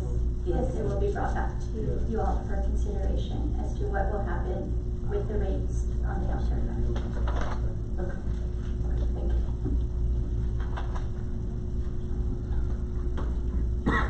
Anyone else?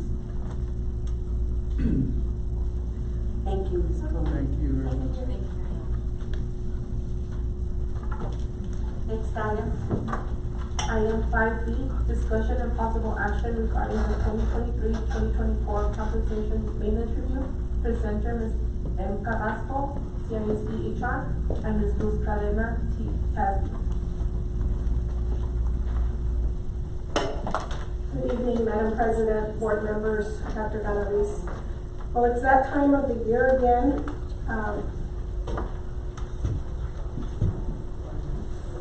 To bring forth our discussion on compensation for school year 2023-2024.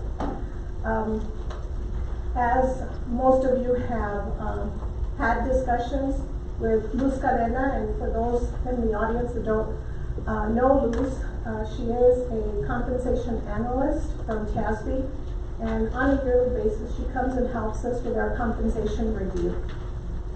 Like I said, I think most of the board members met with her and we discussed what we were looking at as far as compensation. I know that in looking over at some of the charts, and then shortly here I'll turn it over to Luz to go over her presentation. But I can tell you that one of the concerns that I raised was the fact that we've had inflation, we've had a multitude of things that have gone on with, we have lost our competitive edge as far as competing with other Region 19 districts. And so that was something that we talked about at great length. That was something that at this point, and with Dr. Galaviza's approval, we're trying to remedy and get back into a competitive mode as far as our teacher salaries and making some significant changes to our pay scales for the district. So without further ado, I'm turning it over to Lou so that we can start on the presentation. We have made some changes though. We've provided you copies of some of the changes that I know that we had submitted previously. So we've given you copies with some of those changes. Welcome, Ms. Cadena. Thank you. Good afternoon, everyone. My name is Liz Cadena, and so it's a pleasure to be back again. And I'm going to just briefly go over this PowerPoint and an overview of the pay maintenance review that we conducted. So thank you again, board members, board president, and superintendent for having me here, Dr. Galaviz. I'm going to start pretty much with the market districts. This is the peer group that we have been comparing your pay to the market medians being paid by this set of peer districts. As you can see, they are all in this Region 19. And so we take the median values of what's reported and we do then a comparison of how your pay compares to this market median. We did have one school district that did not participate in our salary survey, that's Tornillo ISD, but we were able to get their teacher schedule and have that data included for the comparison. We also look to see what other employers in the area are paying, because just don't compete with other school districts for certain positions. There are other positions that you compete with, such as technology jobs, such as your maintenance jobs, such as your food service area for these jobs. And so we also purchase two third-party salary surveys that we add and we end up averaging the non-school market with the school market data that we get to get a representation of what the going rate or that market value is for the benchmark jobs. These are Economic Research Institute and Comp Analyst salary surveys that we purchase. So I'm going to start with the market comparison for your teacher pay. As you can see on this graph, the blue line is really where your local market median pay is. And then the orange line is the district's teacher pay at each of those 5-year benchmarks that we survey. So at year 0, at year 5, at year 10, and at year 15. You can see that you're below the market median. So you're lagging the market, and you're lagging the market by 1% below the market median values. When we take a look at what those actual dollar values are on the following page, you can see that you are trailing the market or your peer groups anywhere from $863 at that 15-year mark to $496 at that 10-year mark, right? But you are 1% below that market median value. Your average teacher salaries are 2% below being at 98%. So anything that's at 100% is at market. Below 100%, that's where you start falling behind the market. The average teacher pay is about $1,310 below the average teacher market in your peer group. And a lot of that is also driven by the experience level of your teachers compared to the experience level of the other groups in your peer category. So that's the teacher market comparison. We also review and analyze how you compare to your peers for the teaching area stipends that you offer. And the district has been very competitive with these teaching area stipends for the most part, except for when we started lagging the market in bilingual. As you can see, you're paying $2,000, the market median is $2,500, so you're behind $500 in that category. And then your ESL dual language program, you're paying $1,500. The median stipend there is $2,250. For the other stipends that you offer, you are offering either matching the market or you exceed the market median values for those teaching area stipends. Next, we're going to look at how you compare overall by pay group or job group category as far as pay to the market median values for those job categories. So we break up the administrative professional into 3 subgroups. Into central administration. Central administration contains your directors and above for the most part, and so you can see that the overall market comparison for this group that accounts for 13 district jobs that we were able to match to our survey benchmarks. Your pay is at 95% of market, 5% below market. And then we also analyze how your current pay range midpoints, that's your pay structure, how those midpoints continue to be aligned or not aligned to the market value. Because you do have a market-based pay system, it's important to maintain those pay ranges in that pay structure as closely connected to the market so that your pay continues to be competitive for your jobs. And you can see here that for the central administration group, the midpoints overall are 99% of market. Some, maybe a little bit lower, some maybe a little bit above, but on average they're at 99%. Still continuing to be fairly connected to market with just some slight adjustments as needed. And that's for those 13 benchmark jobs that we were able to match. District jobs, 13 district jobs matched to the market peers. Then for your campus administrators and your counselors, this includes counselors, assistant principals, and principals. There's 19 district jobs that we match to the market median. And pay for this group is the same at 95% of market. The midpoints are a little bit stronger for this group. They are 3% above, so still very competitive to that market position. And then for your professionals, and so for your professionals, we're talking about your special ed positions, accounting positions, other positions that maybe in the administrative professional pay group, not capped overall, is at 94% of market or 6% below. And then those midpoints are at 99% of market. So still fairly connected, although pay is, below that market median value. And those are 19 district jobs that we were able to match to our survey benchmarks. We also look at your technology positions.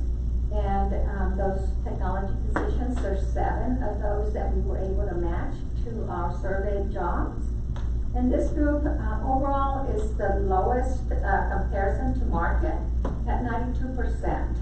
So you can see that pay here overall is 8% below market, although the range midpoints, are competitive. And so that may just be that either, some individuals may be fairly new to the position, or, the placement initially, may have been, lower in the range. And so there are some adjustments, as well that we're recommending for all, the, individuals that I'll talk about shortly, in the next, few slides here. Then we move on to what we refer to as your non-exempt group. This is your, administrative support, your clerical, positions. 19 of those jobs that we were able to match to our survey benchmarks, and pay for this group is at 97% of market. You can see that those midpoints are still pretty much connected to market and competitive at 2% above market. And then for the non-exempt, so we also take a look to see how does the starting rate of pay for the jobs match the market or compare to the market, because starting rates are very important for non-exempt positions, those hourly positions. Individuals want to know what is their starting rate of pay, especially when you're posting, when you're recruiting. That's a very important point for them as far as consideration, to know what that starting rate is. Then for the instructional support, this is your aides. Their pay overall is at 100% of market. Those range midpoints are very competitive at 7% above. And the range minimums are 2% above. There's 5 of those district jobs that we were able to match. And then for your auxiliary, so these are, pay for these groups overall on average is at 96% of market. The midpoints are at 99, so still very connected from the adjustments that we made last year. But the minimums for this group are a little bit lower to market. We saw a big push last year from the neighboring districts to increase the starting rates of pay. Some increased to $15 an hour, some increased to $13 an hour. And so this is why we're seeing kind of on the auxiliary side a little bit of a dip in the starting rates of pay for this group here. And we were able to match 16 positions, district jobs to our survey benchmarks. Just on a final note, those average market comparisons, they are on average. You're going to have some individuals that may be farther away from market, some that may be a little bit closer to market or above, but on average that's the overall comparison for the group. I'm going to move with the recommendations here. And so we've restructured the structures, we've realigned the pay ranges so that we can make them more competitive. For some, it was very minor adjustments. For others, there were stronger adjustments. And that's more so for your hourly employees, where the proposal is to increase the starting rate of pay for all of your we refer to classified, non-exempt. This would be your administrative support. This would be your auxiliary that contains your food service, custodial employee, $50 an hour, a bus monitor, those other positions that were on the auxiliary and those lower level, that first pay grade, instructional aides, that first pay grade to be no less than $15 an hour starting rate.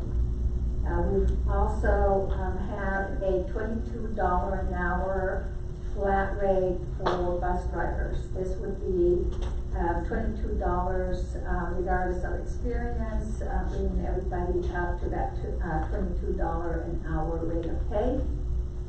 And then we've got increased duty days for the one lead SLP from 190 to 200 days. As I mentioned, we've realigned the structures and adjusted midpoints where we needed to make them a little bit more competitive. The structures for your non-exempts, those, first few pay grids where we raised the $50 an hour starting rate, those are really strong because we needed to move up, those structures to get to $50 an hour. We also have, the model presented here is for a 5% teacher pay increase, and then a 3% GPI for all other pay groups. For that teacher pay increase, we calculate that teacher pay increase based on the average margin as a pay increase using the same method. For the other pay groups, it is a calculation of 3% of the adjusted pay range midpoints. What this looks like as far as the proposed teacher schedule, you can see here, the proposed starting is a $60,000 starting teacher salary. This is probably one of the strongest in the area.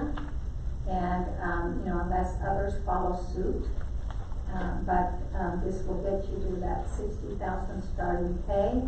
That 5% increase equates to a $3,060 pay increase for all of your teachers. And so, how this works is that you have a 0-year teacher that's making the current starting salary of $56,050. They get that $3,060 5% general pay increase. Then there are some additional adjustments that are close to really the $1,000 mark, with year 1 and year 2 being above $1,000 there. And that is to create a separation between those experience differentials to the far right, so that your year 1 is higher than your starting salary. Otherwise, we would have a starting salary that would be $60,000, and if we didn't provide these additional adjustments, then the year 1, year 2, year 3, and so forth would be lower, a lower salary than that starting. So we have to provide here $1,000, and in that sense, when you account for the additional adjustment and the general pay increase, the teacher pay increase in essence is $4,000, no less than $4,000 across, including those adjustments.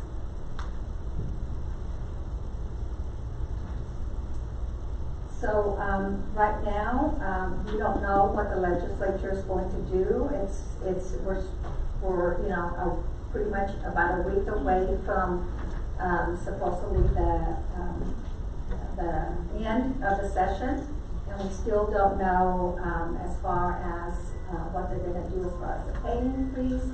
The last bill that we were aware of that was still in discussion is Senate Bill 9, which talks about the $2,000 teacher increase for districts with 20,000 enrollment.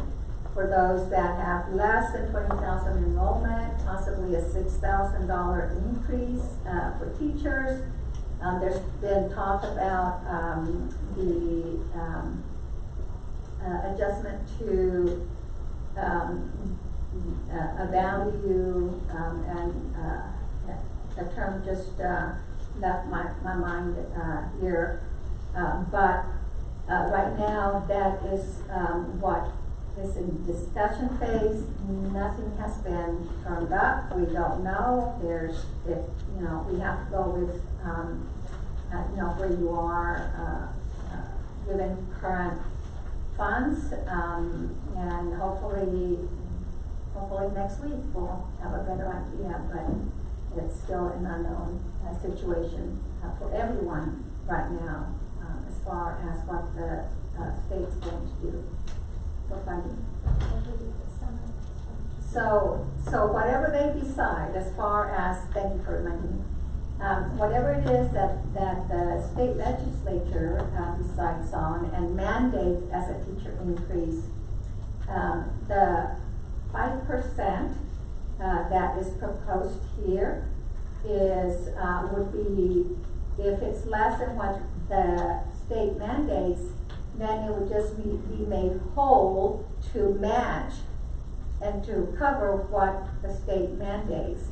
So whatever the state mandates would not be in addition to, or above what we are proposing, except for meeting and making whole that mandate total if it is greater than what is proposed in this increased model.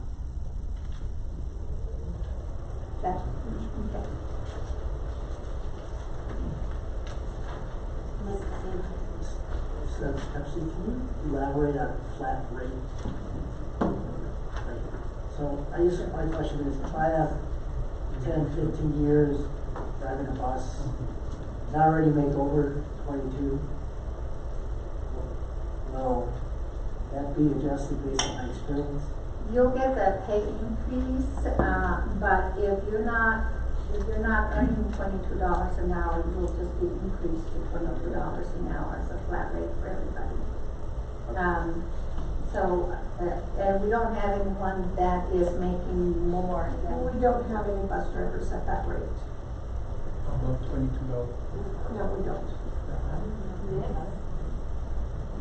So they, Except for the lead. they wouldn't get an adjustment. The lead driver is on a different paid scale.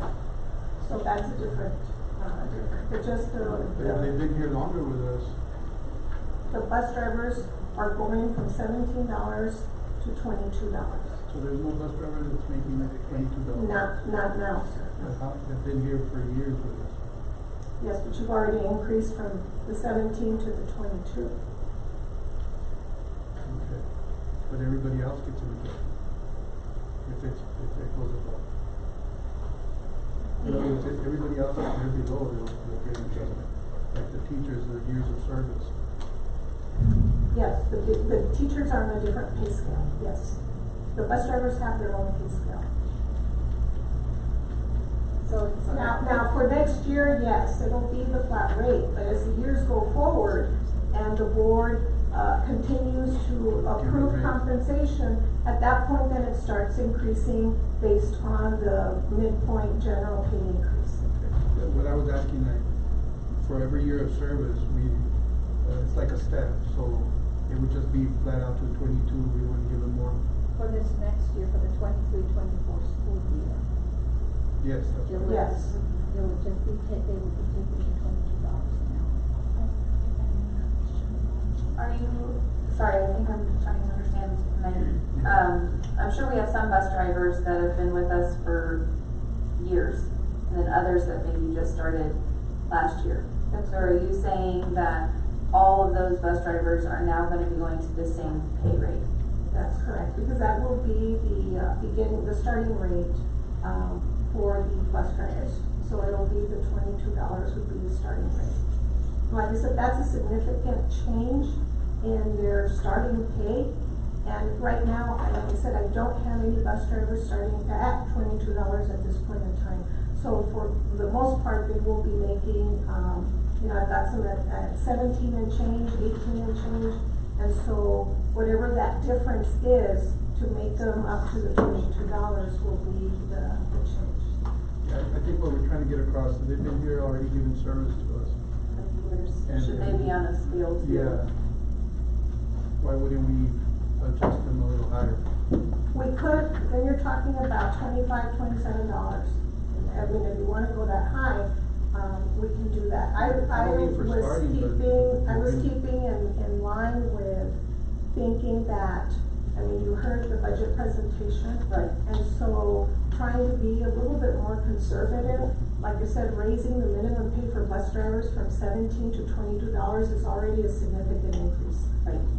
So I thought that for this 1 year, we could just do the flat rate across the board, and then as time progresses and compensations, then at that point, it does go back to the percentage increase. I can tell you that probably that is from the 17 to the 22 is the highest increase, minimum increase that we're doing across all of our pay schedules. I think, because originally, and please correct me if I'm wrong, originally we were looking at starting of 18. That's correct. Before it was corrected. That's correct. We had done, on the original plan, And at the same time, I have looked, I know some of the districts, and again, this year, some of the bus drivers had mentioned that some of our neighboring districts had raised to 20. Okay. So we thought, well, maybe we should raise it to 20 also. However, during the cabinet meeting, we had a discussion about that and wanting to fill those vacancies as soon as possible. Dr. Galaviz was generous enough to say, well, why don't we just go over and above and let's do $22. So it is the highest increase that we're giving for a minimum starting pay across any of our other employees. So that's why we're proposing it to be a flat rate this year, and then we go back to starting to increment with the years. And this is the highest, this will be the highest starting rate for bus drivers within the area, unless the other peer districts follow suit. Most of them wait till we make our decision and then go back. Okay. So we are now covering recommendation 3. And there are additional adjustments that were made, and the additional adjustments were to ensure that as we increase pay, aside from the bus drivers where we set the starting rate to be $22 an hour, for other individuals where we're making some adjustments to the ranges, ensuring that your continuing employees are making at least 1% above the range minimum as new people are coming in, so there's a little bit of separation between a continuing employee and someone brand new with zero experience. The strategic adjustments, these are those adjustments for positions that continue to be paid below 90% a little bit. It doesn't take them to 90% of market. It's a small adjustment so that they don't languish or that they're not clustered at the bottom of the range. We just kind of begin to push them through that range. The teacher pay equity adjustments, these are for the administrative professional employees in the educator career path, such as, let's say, diags, such as counselors, such as assistant principals. We take a look at their years and make sure that they're not paid less than what they would make as a teacher on a daily rate basis for their degree level and their years. And so we make an adjustment to ensure that they're paid at least 3% above on a daily rate basis, so that there is that promotional pathway for them. And then the placement scale adjusts your instructional support and your auxiliary employees.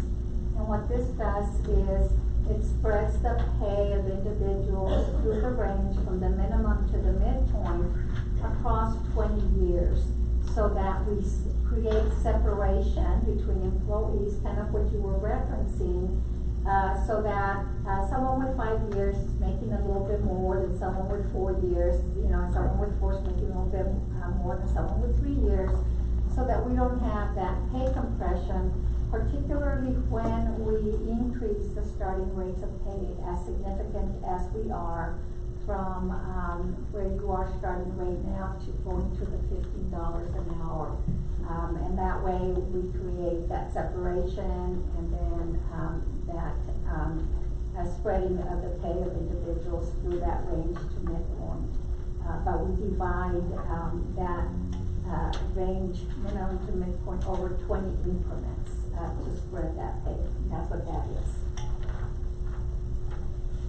We are also recommending increasing the stipend for bilingual from the $2,000 to $2,500. That's a $500 increase per teacher in that category. And then on the next one, recommendation 5, these have already been approved in your agenda. These were the athletic coaching stipends. And we are now on the cost model page. As you can see here on the cost model, The general pay increase cost, so for teachers, almost a $1.4 million, that's that 5%. And then for the other pay groups, that's that 3%. So we're looking at a $2.1 million cost, 2.1 plus million cost to provide that 5% and that 3% general pay increase. That's a 4.4% increase to the current annual budget. On top of that, we have the adjustments. So as I mentioned, for your teachers, we have nearly that $1,000 additional adjustment is $940 for the most part. So that cost is the $369,359. Then we have those additional adjustments that I mentioned to ensure that employees are paid no less than 1% of our minimum. The additional 1% midpoint increase for those that were paid, still paid below 90% of the new midpoint. The educator career, the teacher equity adjustments for those in the educator career path. And then for your non-exempt administrative support, instructional support, and the auxiliary, those adjustment costs are the placement scale costs, and those are the ones that spread the pay based on the experience. You reference them to them as equity adjustments as well, as pure equity adjustments. These costs are $1.4+ million. That's a 3% increase to your current payroll budget. So the total increase to your current payroll budget based on this model is $3.5 million plus, and that's a 7.4% increase to your current payroll budget. This does not account for health insurance, it does not account for overtime, it does not account for budgeted positions that may be vacant, but there's not someone filling the job. It only accounts for a snapshot in time of current positions with individuals filling those roles. Thank you, Ms. Dunn. Any questions? I do have one. So I see our total here of 3.5, approximately 3.6. And then in our budget scenarios that Ms. Purdy presented, we have for the 3.5 that it would be a 4.9, almost 5 million deficit. What is the difference there between those two? I'll defer that to Ms. Purdy. Thank you.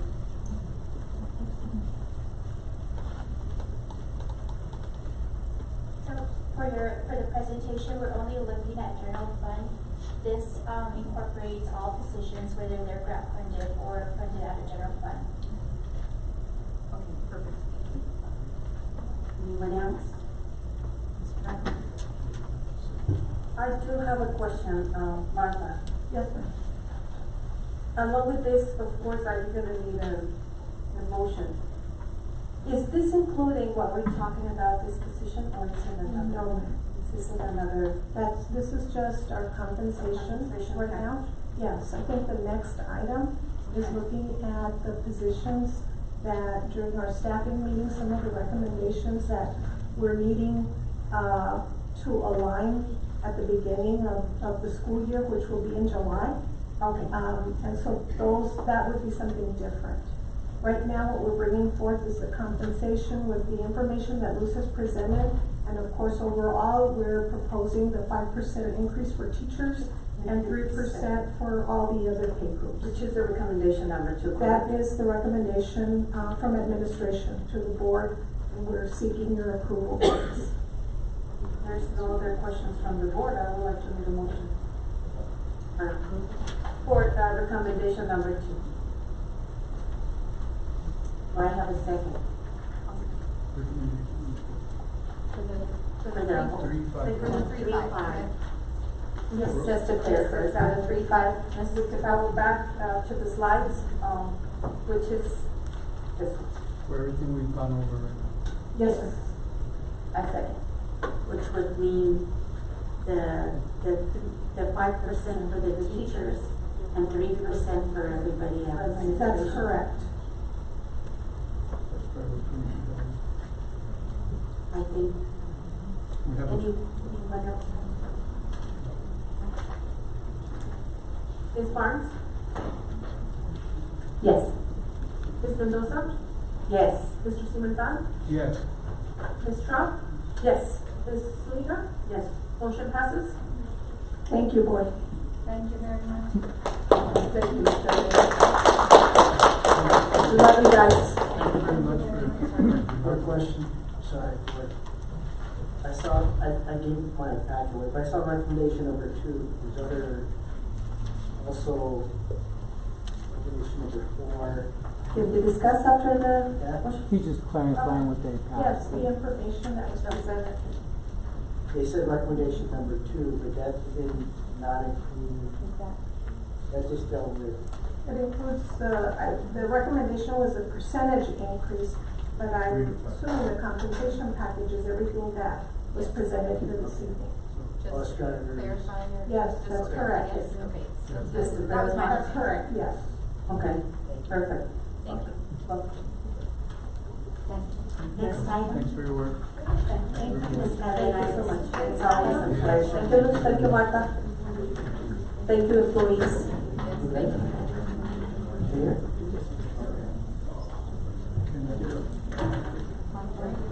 Okay. Good. Look, we're going, 5-minute break, so we can get ready for board honors. Are we doing the next item? Now, we can do board honors right now, and then we'll come back.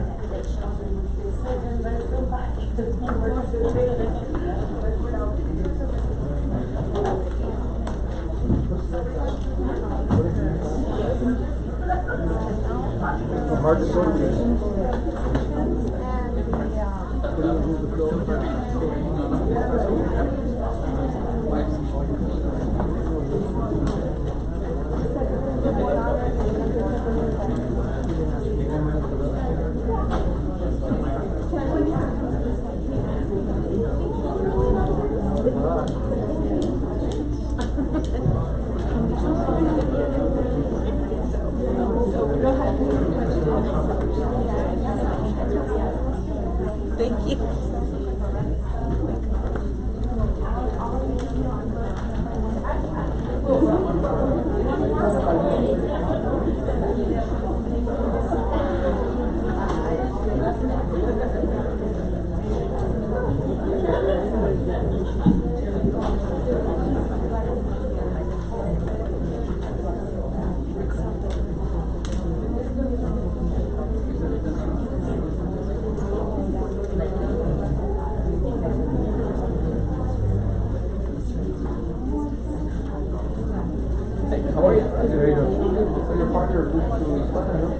Oh, yeah, no, so it's enough job.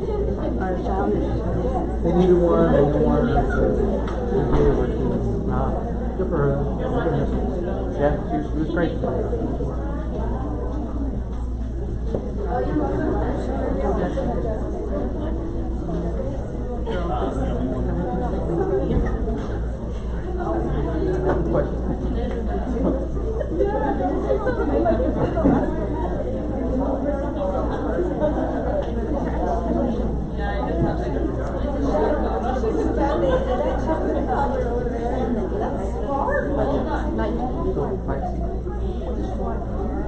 You're talking about 5 seats, right? Like you're adding up the tax and everything. If they can keep them or if they can.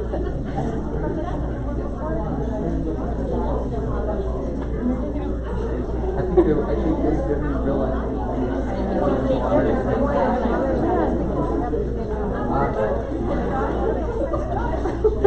They're waiting. Thank you for everything you guys do. My two systems technicians. Remember she was the one when we discussed it, recommended. Right now, like right now.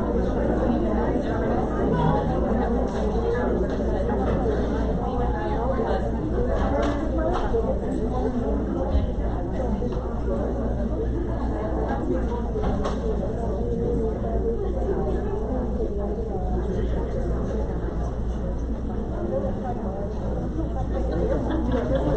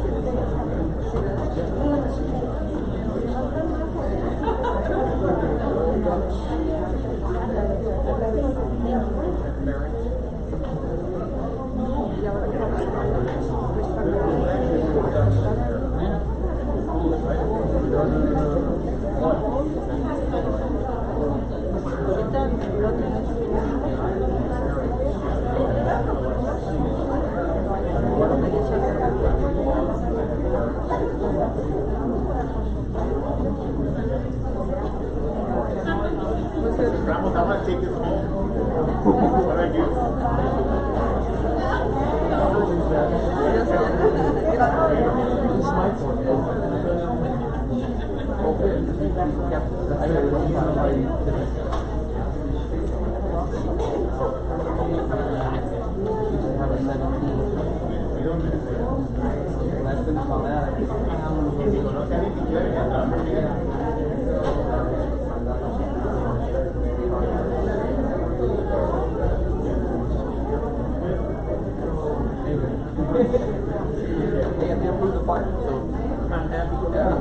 Thank you for talking to me.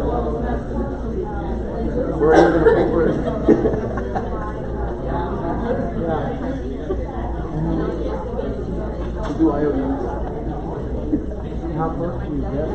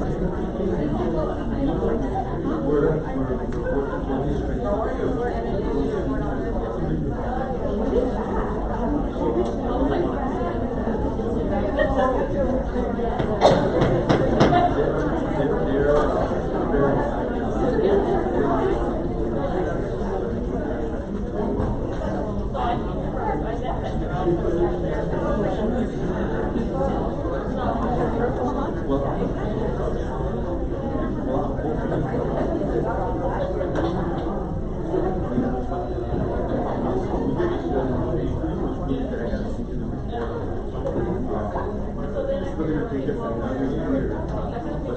We had asked our first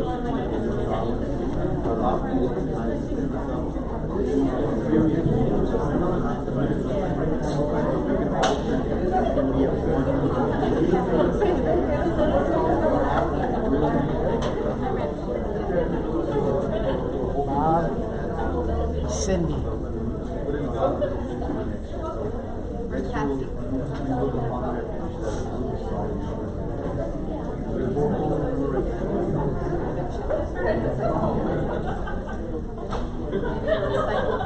Cindy, Bob. Miss Patsy. Gustavo. Let me just sit in. We just stand down here, right? Yeah.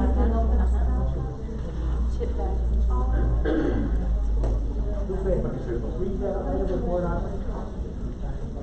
Oh, what do we do? Next item, board honors, recognition of the Northwest Early College esports team earning the UIL state championship in the Texas Esports League State League. Presented Gustavo Rivera.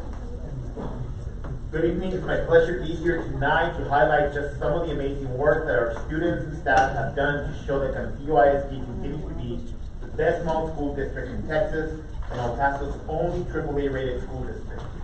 Thank you for joining me out here in front, board members, and Dr. Galaviz. We begin tonight with a recognition for a group of student athletes in a sport that is not quite traditional. The Northwest Early College High School esports team earlier this month competed in the University Interscholastic League's organized esports league state tournament and came back state champs.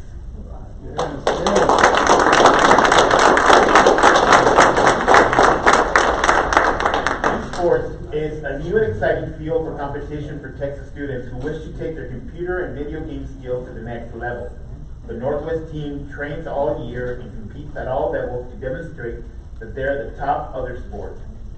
The end game for these students is to earn scholarship money for college, recognition for their school, and just like any other sport we have here in Cantillo, to have a little fun with friends while doing it. Please help me welcome Northwest Early College Principal, Mr. Frank Clark, who's here representing the esports team who could not be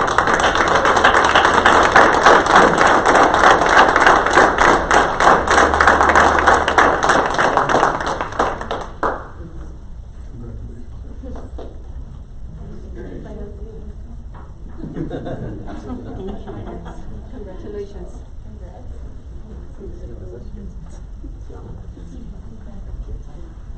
Here we go.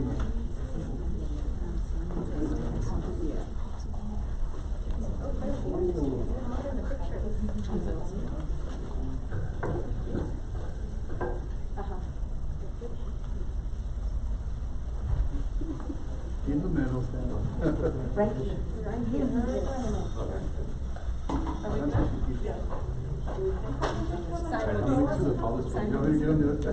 Right, I look ridiculous. There you go. Give her a. Come on, There there she she is. Ready? 1, 2, 3.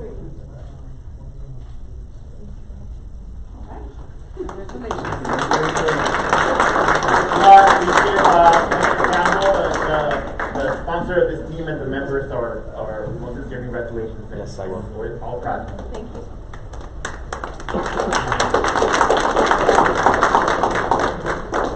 Art continues to be a point of inspiration for students throughout Cantillo. Earlier this spring, students from several schools, including Alderete Middle School, Cantillo Middle School, Cantillo High School, and Northwest Early College, all participated in the Trash to Treasure environmental art contest for the Green Hope Project. The contest tasked schools to take everyday trash and turn it into a beautiful piece of art. We have here in front of us one of our pieces. From the more than 300 art submissions, a sculpture from Alderete Middle School titled Desert Cotton Tail Rabbit, right here, made from plastic bags, candy wrappers, and soda cans, and other disposables, won first place. The purpose of the contest is to bring awareness to the recycling and the environment while inspiring artists to practice their craft. please help us congratulate the artists from Alderete Middle School that were That is awesome. that won first place. They are Ashton Dupree, Cecia Rojas, Judith Favela, Grecia Ara, Amber Long, and Leila Scheller, under the direction of our teacher, Mrs. Stella Ramos. Please come up.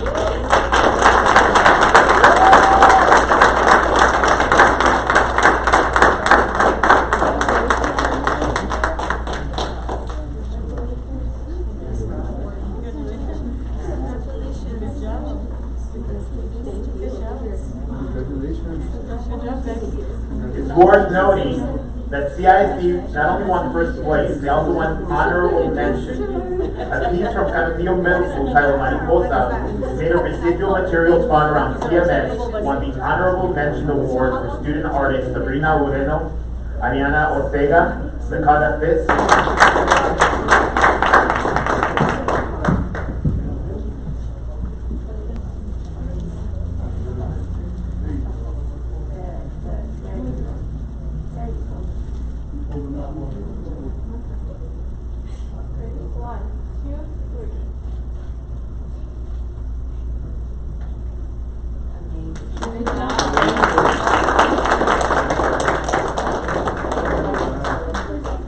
Congratulations, guys, and just so you know, Dr. Reyes and I are on a bidding war to buy that piece. Yeah.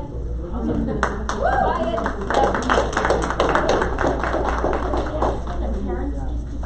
Yes, the parents of these student artists here, could you please stand to be recognized as well?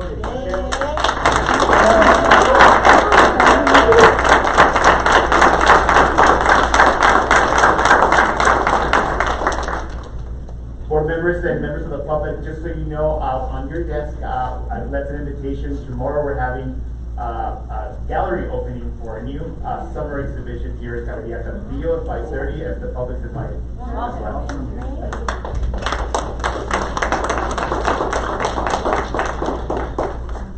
Cantillo ISD continues to set the pace for excellence in education. Great. But now, one of our schools has a distinction of being America's best school.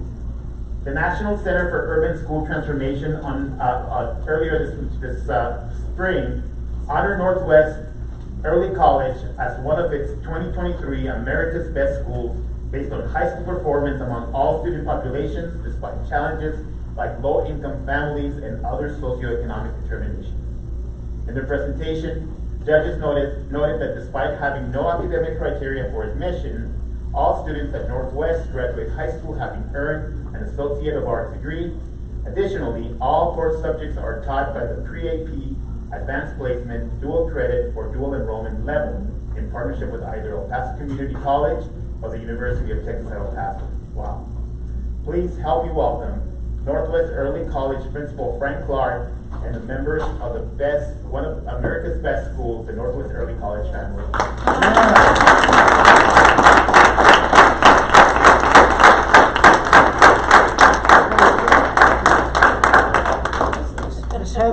Miss Heather. Come on up, Miss Heather.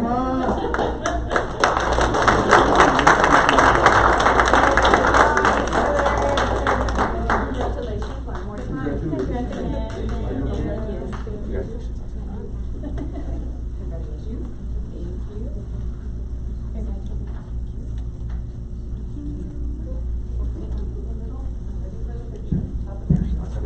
You know the drill. We already know it.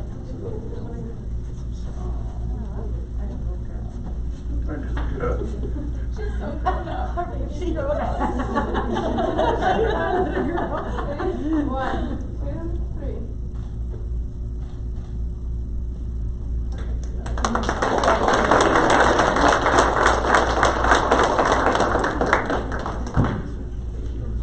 3. Next, recognize, honor two students who have gone above and beyond their service to Cantillo ISD. As the first members of the CISD Board of Trustees Student Advisory Council, Cantillo High School senior Leslie Reyes and Northwest Early College graduate Aitiana Mondragon have provided invaluable input to key decisions, counseling, budgeting, staffing, and facilities. Their input helped board members consider different approaches to school governance. Leslie and Aitiana today end their year-long commitment to the district, and we want to wish them good luck as they embark on the next chapter of their career. Leslie will attend the University of Arizona in Tucson, while Aitiana will be at the University of Texas at El Paso. On behalf of all of us here in CISD, thank you and good luck.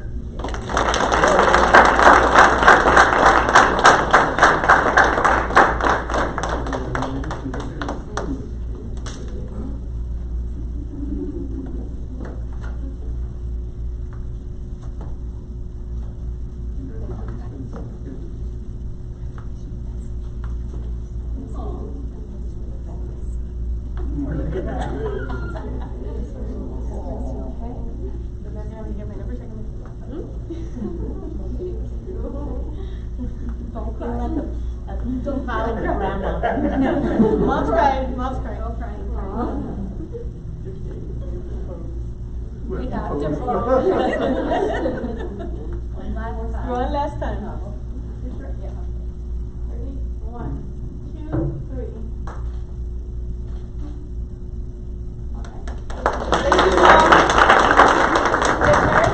Thank you, Mom. Stand up, Mom. Mom and Dad.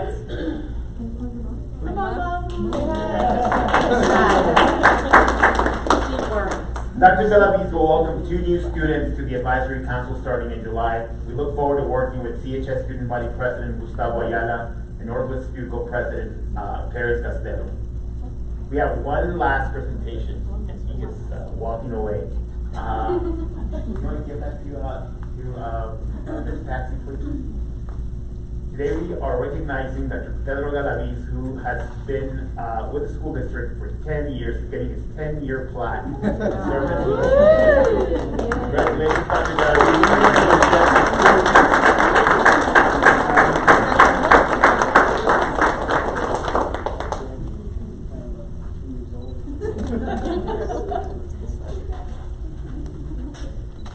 10 years goes by so fast. When I was on the board and we went to Austin to interview Dr. Galaviz and went to his schools and met his family. His children were very young, and it tells you how quickly time passes, well, for me anyway. His children are now at the university. He educated his children through Canupio ISD. I know that working with a board is sometimes like herding cats, but Dr. Galaviz, all of us owe so much to you for giving us 10 years of your wisdom and your guidance and your knowledge. And sometimes I know we disappoint you, but you're always there with us. Hopefully I'll be here to give you a 20-year plaque. Well, maybe not. But Dr. Galaviz, thank you for all that you do for our students in our community. Because I know sometimes I try to talk to you and you tell me, yeah, but those 2 kids over there need my attention. And that's what you've always carried in your heart, that the students are far more important than any of this other stuff. Thank you, Dr. Galaviz.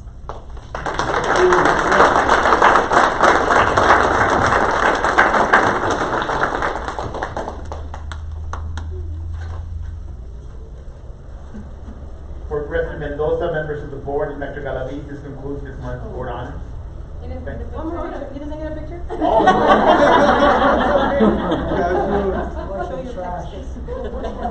We'll turn you into a treasure too. 1, 2, 3. All right, now we'll see you tomorrow at the gallery open.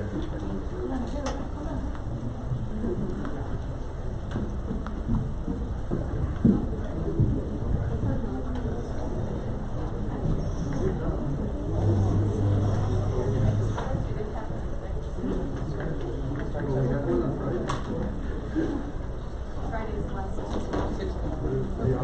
Dr. Galvez.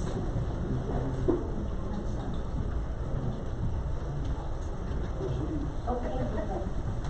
Take us home, kid. Next item 5C, discussion of possible action regarding plan to address criteria for hiring personnel and assignment of personnel required to fill positions. Presenter is Ken Carrasco.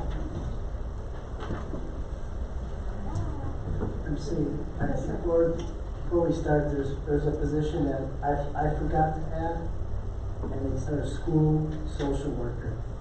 It helps us with our crisis intervention teams, being the first one out there, even if staff, sometimes our staff calls for help, and they're there, she's there, so I'd like to add that to the position.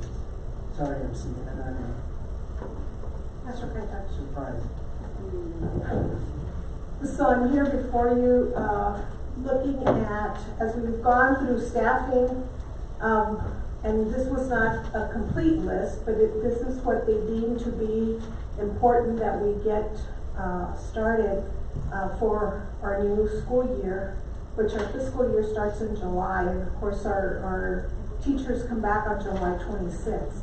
So what we wanted to do is present to you a list of things that we were hoping to get in line or in place before the start of the new school year. And of course, if you look at the dollar amount that we're looking at there, this is in addition to what we have already discussed. As you can see on the list, I've provided two of the positions are upgrades. We already have a position, we just need, we're asking for upgrades in the IT systems technician. We need to upgrade it to an information system analyst. This person is the one that does all, it helps HR and finance and through technology and doing all the behind the scenes work. We're also asking for the external funding coordinator to be finance assistant director. We're just upgrading the current position. At the bottom, we've got two positions that I'm asking for an increase in the number of days. We have an FTE of a teacher FTE of 187 days. This is going to be for a law enforcement teacher, and they are currently working 204 days. So we need to just increase the number of days for this FTE.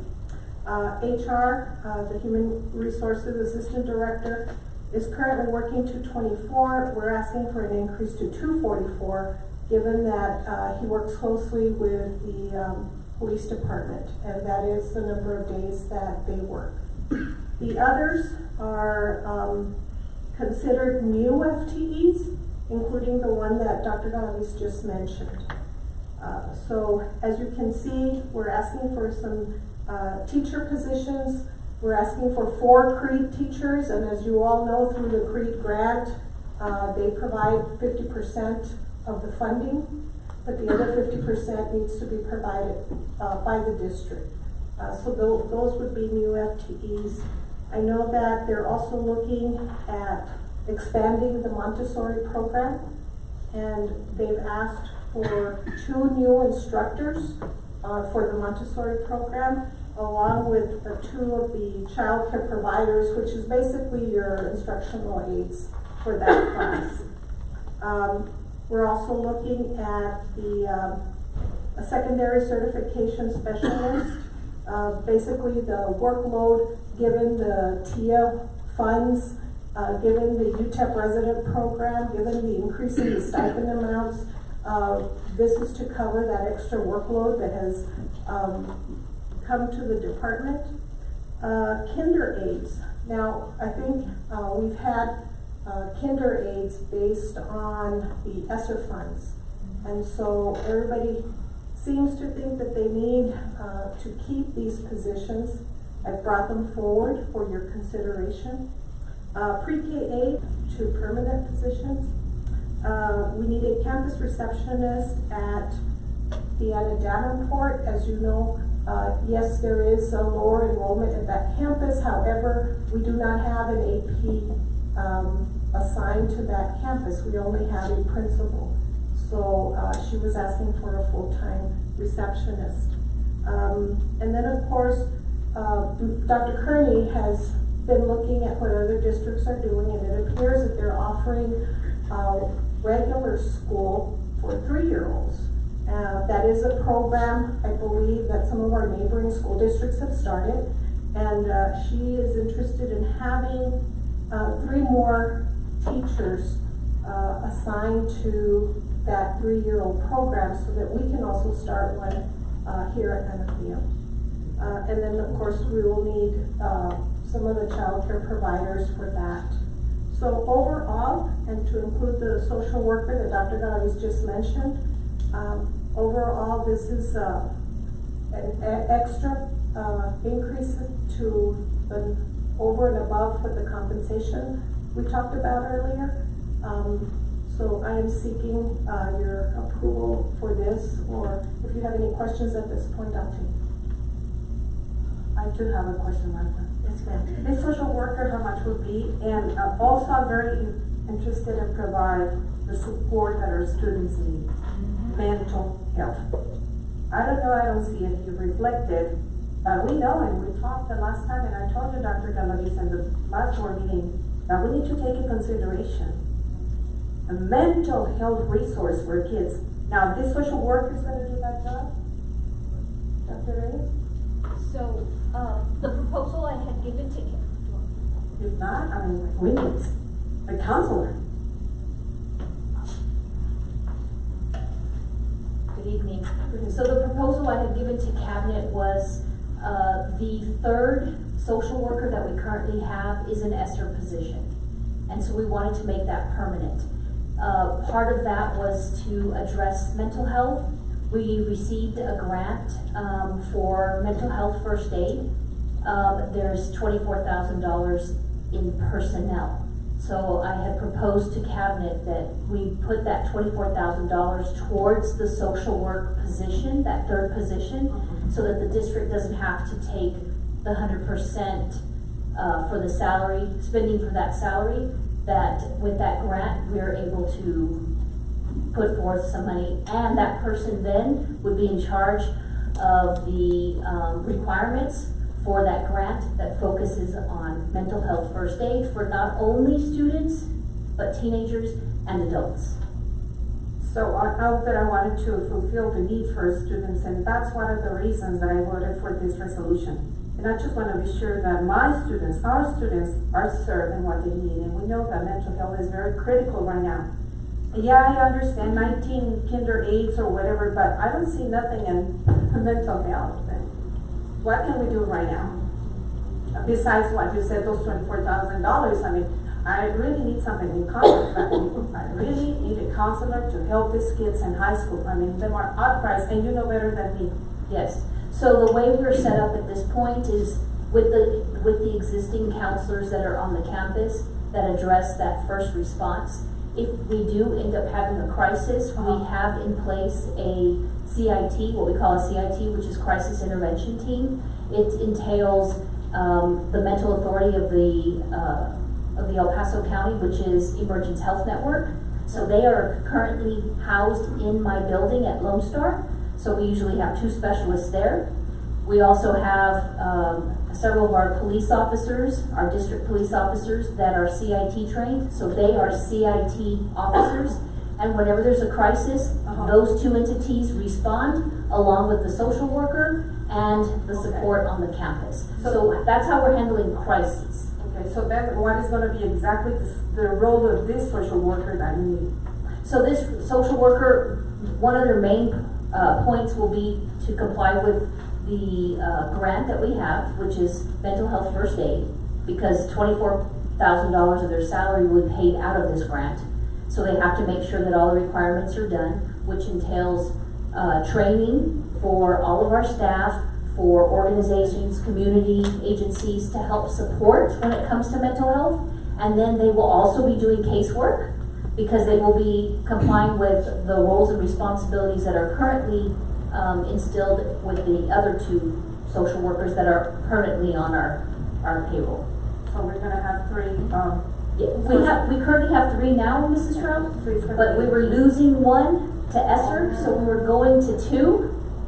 And I was really trying to make sure that we could find a way to keep that 3rd one, so that's why we were seeking grants to see how can we support our community, and that SAMHSA mental health first aid grant came into play. and this one is gonna help with Yes, ma'am. mental health and everything, so. Yes, ma'am. Definitely, we don't need another counselor. Oh, I can tell you, Yes, we counselors we need. one, right, Martha, and you didn't take that in consideration? No, ma'am, I didn't have any requests for additional counselors. Like I said, we do staffing and we meet with departments and campuses. At this point, nobody has requested an additional counselor. Not even Norwest Early College, not even Canutillo High School, they don't need no one. No, ma'am. Everything is okay. We requested a social emotional SEL coordinator to help support with social emotional learning and building the district program with SEL so that it supports counselors. That was one thing that we did. Right now, what, we're gonna try to work with the social workers, I guess, by now. And trying to create a little bit of a more conscience to our principals from Canutillo High School and Norwest Early College. They know better than us, the big need that we have. And we need a counselor for those students. We really need to provide the needs for our students. So, Ms. Trout, I think I would propose that, aside from this, that we already have here in black and white, and we have the information before you, I'm sure that once school gets started and we've got the kiddos back in the classroom, normally probably towards the end of August, we meet again to align our staffing with the enrollment, and we look again at the needs. And should there be additional requests at that time, then I will probably bring something back to the board, either at the August board meeting or in the September board meeting. That'd be great. I mean, I see that we need something, those 3rd years old, definitely we need it. We need to increase here the enrollment. Yes. And that's what we live on. Yes. Enrollment, and definitely we really need that. But those 19 kinder aides, I mean, we're talking with Ms. Pooley, knowing the situation that is critical right now. I don't know if we could adjust a little bit, to the very main positions that you really need, Martha. And I would like to hear, I know your recommendation, of course, is to advocate for everyone, but I know that we need maybe 1 for Montessori, and we need 3 for Dr. Kearney and for preschool. Yes, there was the 2 Montessori and the 3 preschool. Yes, so that's childcare providers for those classrooms. Thank you. For those classrooms. Yes, thank you. Concerning the mic's off. You can't hear. Concerning the social workers, so we already have them in place, except for we're losing them because of ESSER. ESSER funds, yes. So, in order to keep them, you found a grant. Now, what duties did that social worker have? Was that social worker already doing mental health work, or are we just losing that part? So we currently have 3 social workers. 2 of them are paid as permanent positions that we've had in Canutillo. The 3rd one was picked up through ESSER. All 3 were doing the exact same thing. They all have the same roles and responsibilities under their job description, which is to service not only our students, but families and staff members. Was that including mental health? All of it is yes. We have a lot that responds to mental health. It's because of the grant. We're not losing like part of the duties. No, it's always, no, it's the no, same. sir. Okay. It is wraparound services. Yeah, the grant is a plus because it's gonna help pay the salary. And I don't have that figure here, because it was just added, but I can tell you, as Dr. Reyes has mentioned, the $24,000 would go towards that salary, so that would be, less that the district has to contribute. Okay. Thank you. Thank you. Anybody else? Dr. Reyes? Oh, no. I'm sorry. That's I'm okay. sorry, Ms. Barnes. All right. Can't see her. So you don't know offhand what that salary is? I know the 24,000 will make up part of that, but We are in the ballpark about 56,000. 56 left over? That's 56,000, but that does not include fringe. Now, That does not include what? I'm sorry. The fringe The benefits? fringe Okay, I'm benefits, sorry. it's about 18%. And then, if I may, Martha, when you meet back with your campuses at the beginning of the year, because I know when we address our counselors, I believe it was last month, maybe 2 months ago, that was one thing that they talked about, that they did need more counselors, especially at the high school. And when we heard the ratio of counselors to students, it was way off compared to what if need be, bring it back to us, because I do think that that's something that needs to be looked at. But my additional question has to do with campus security. So I know not all of our campuses have a police officer on them, am I correct? I believe they do. We have not just security, but police officers. I think there's a combination of security and police. I think there are police officers at the campuses. For example, at Canadillo High School, you're gonna find police officers and security. Right. So you've got both on there. Correct. But, I can go ahead and look at their assignments, and I can send something in the Thursday packet so that you'll know, what schools have, what officer. Because I do think it's important that all of our campuses have an armed police officer at all times. Okay.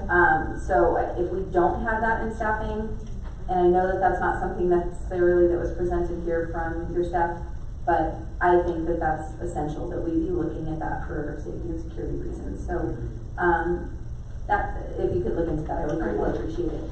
I am gonna piggyback a little bit off of something Ms. Trout said. For the Montessori and preschool, I just wanna make sure I'm understanding. So we're looking at adding 2 more Montessori programs and then 3 preschool programs on top of that, so 5 total. Yes, ma'am. Yes, okay. And then Montessori, childcare providers, do the current Montessori classes have childcare providers in them? They Yes. do. And are they ESSER paid or? No, ma'am. Okay, so this is 5 additional. Yes. So we would have a total of how many Montessori programs if we added the 2? 4. 4, and then we need 5 aides. And then, yes, because you've got 5 aides plus what do we already plus have? the 3 childhood, the 3 pre-K or pre-child, what is it? Preschool? Preschool, yeah. Those are preschool That's- teachers though. Yes, and so of course they need, basic for providers because of the age, but they're, Okay, I was just confused because it says 5 Montessori childcare. yeah, So I- because they're childcare providers. Perfect, okay.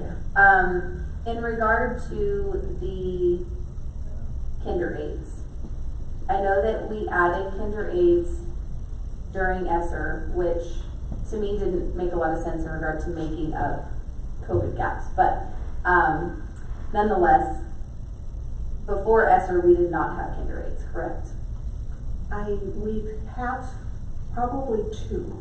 Okay, that rotate amongst the kinder classes. Wherever classes, at whatever campus, because I think we only have 2 kinder aides. But like I said, as we were fortunate enough to have the ESSER funding, we were able to accommodate most of the kinder.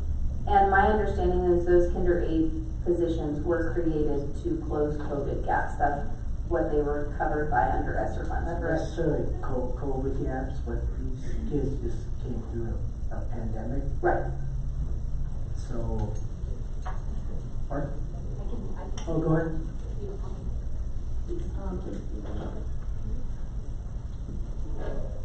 So I will tell you that we have had quite a few cases at the pre-K and kinder level due to COVID.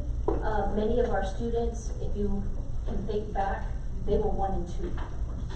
And so they have had a difficult time and we've had to be in classrooms.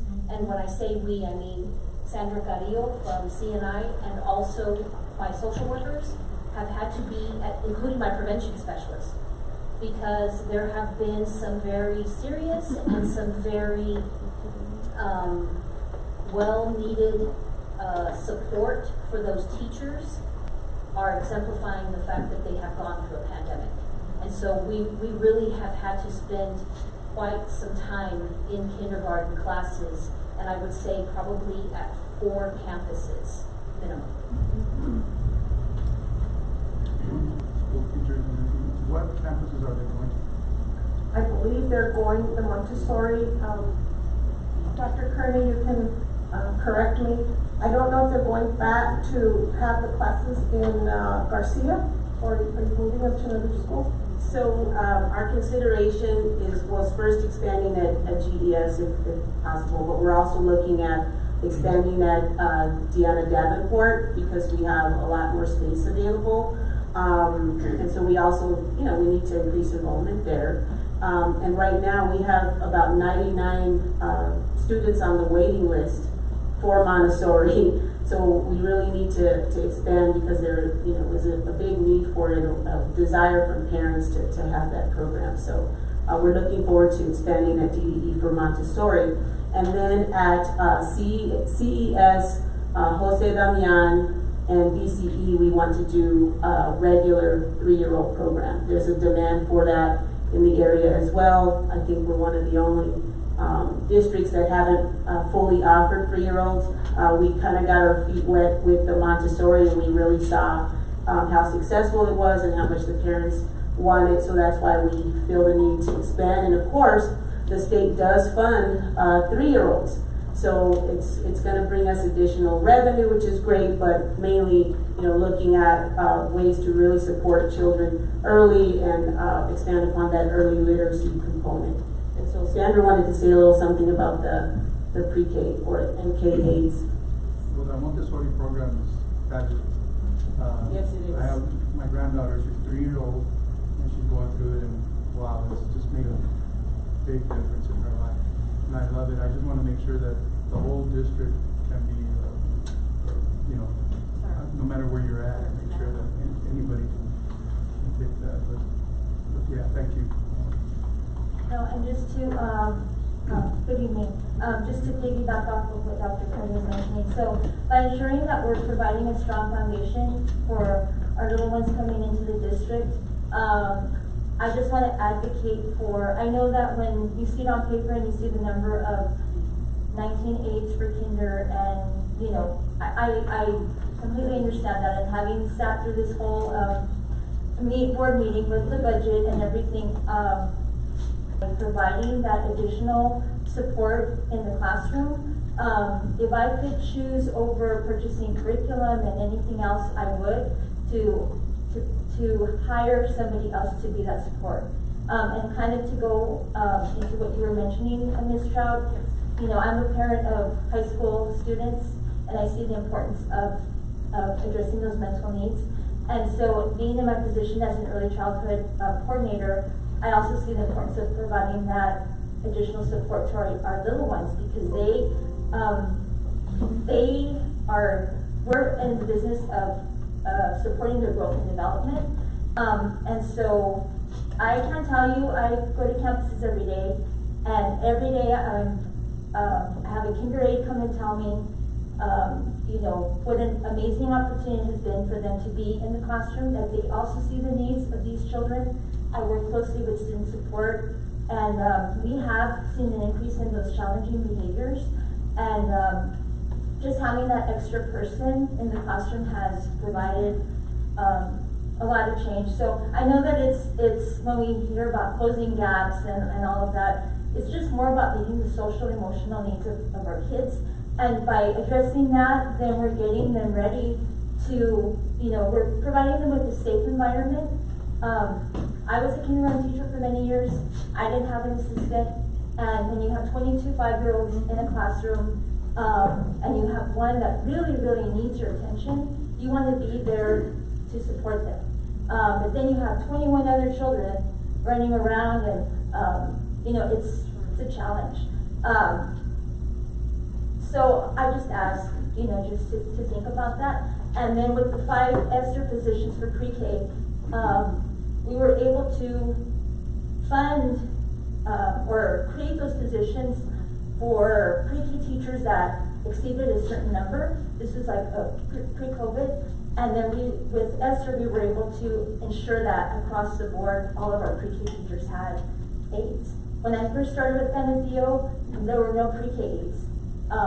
So I was like, it was a lot, you know, for 4-year-olds, a classroom full of 4-year-olds. So I've seen an increase in just how we're addressing those concerns, how our instructional aides are also providing small group instruction, just addressing and meeting the needs of those kids. So I just want to advocate for that and making sure that our kids are first and foremost in a safe learning environment, and that we are, like I said, addressing what they need and providing them with that strong, positive, solid foundation as they move forward in their school years. I know we have one comment. Ms. Gabby, I have one comment. I wanted to commend Dr. Reyes for advocating for her program, because you were going to lose a critical position that we feel as a board is much needed. And for you to go out and look for a grant that would supplement the pay, that is wonderful. Thank you very much. Thank you. With that said, do I have a motion? Just the only, I would like to make a comment. Martha, can you please repeat it again? What are your priorities here? I know everyone needs it, but I'm kind of concerned a little bit of the economical situation that we got right now. 19 kinder 8, is that what you? Yes, ma'am. That's the number of classes that we currently have without an aid for next year. And that covers district-wide all our 6 elementary campuses. And I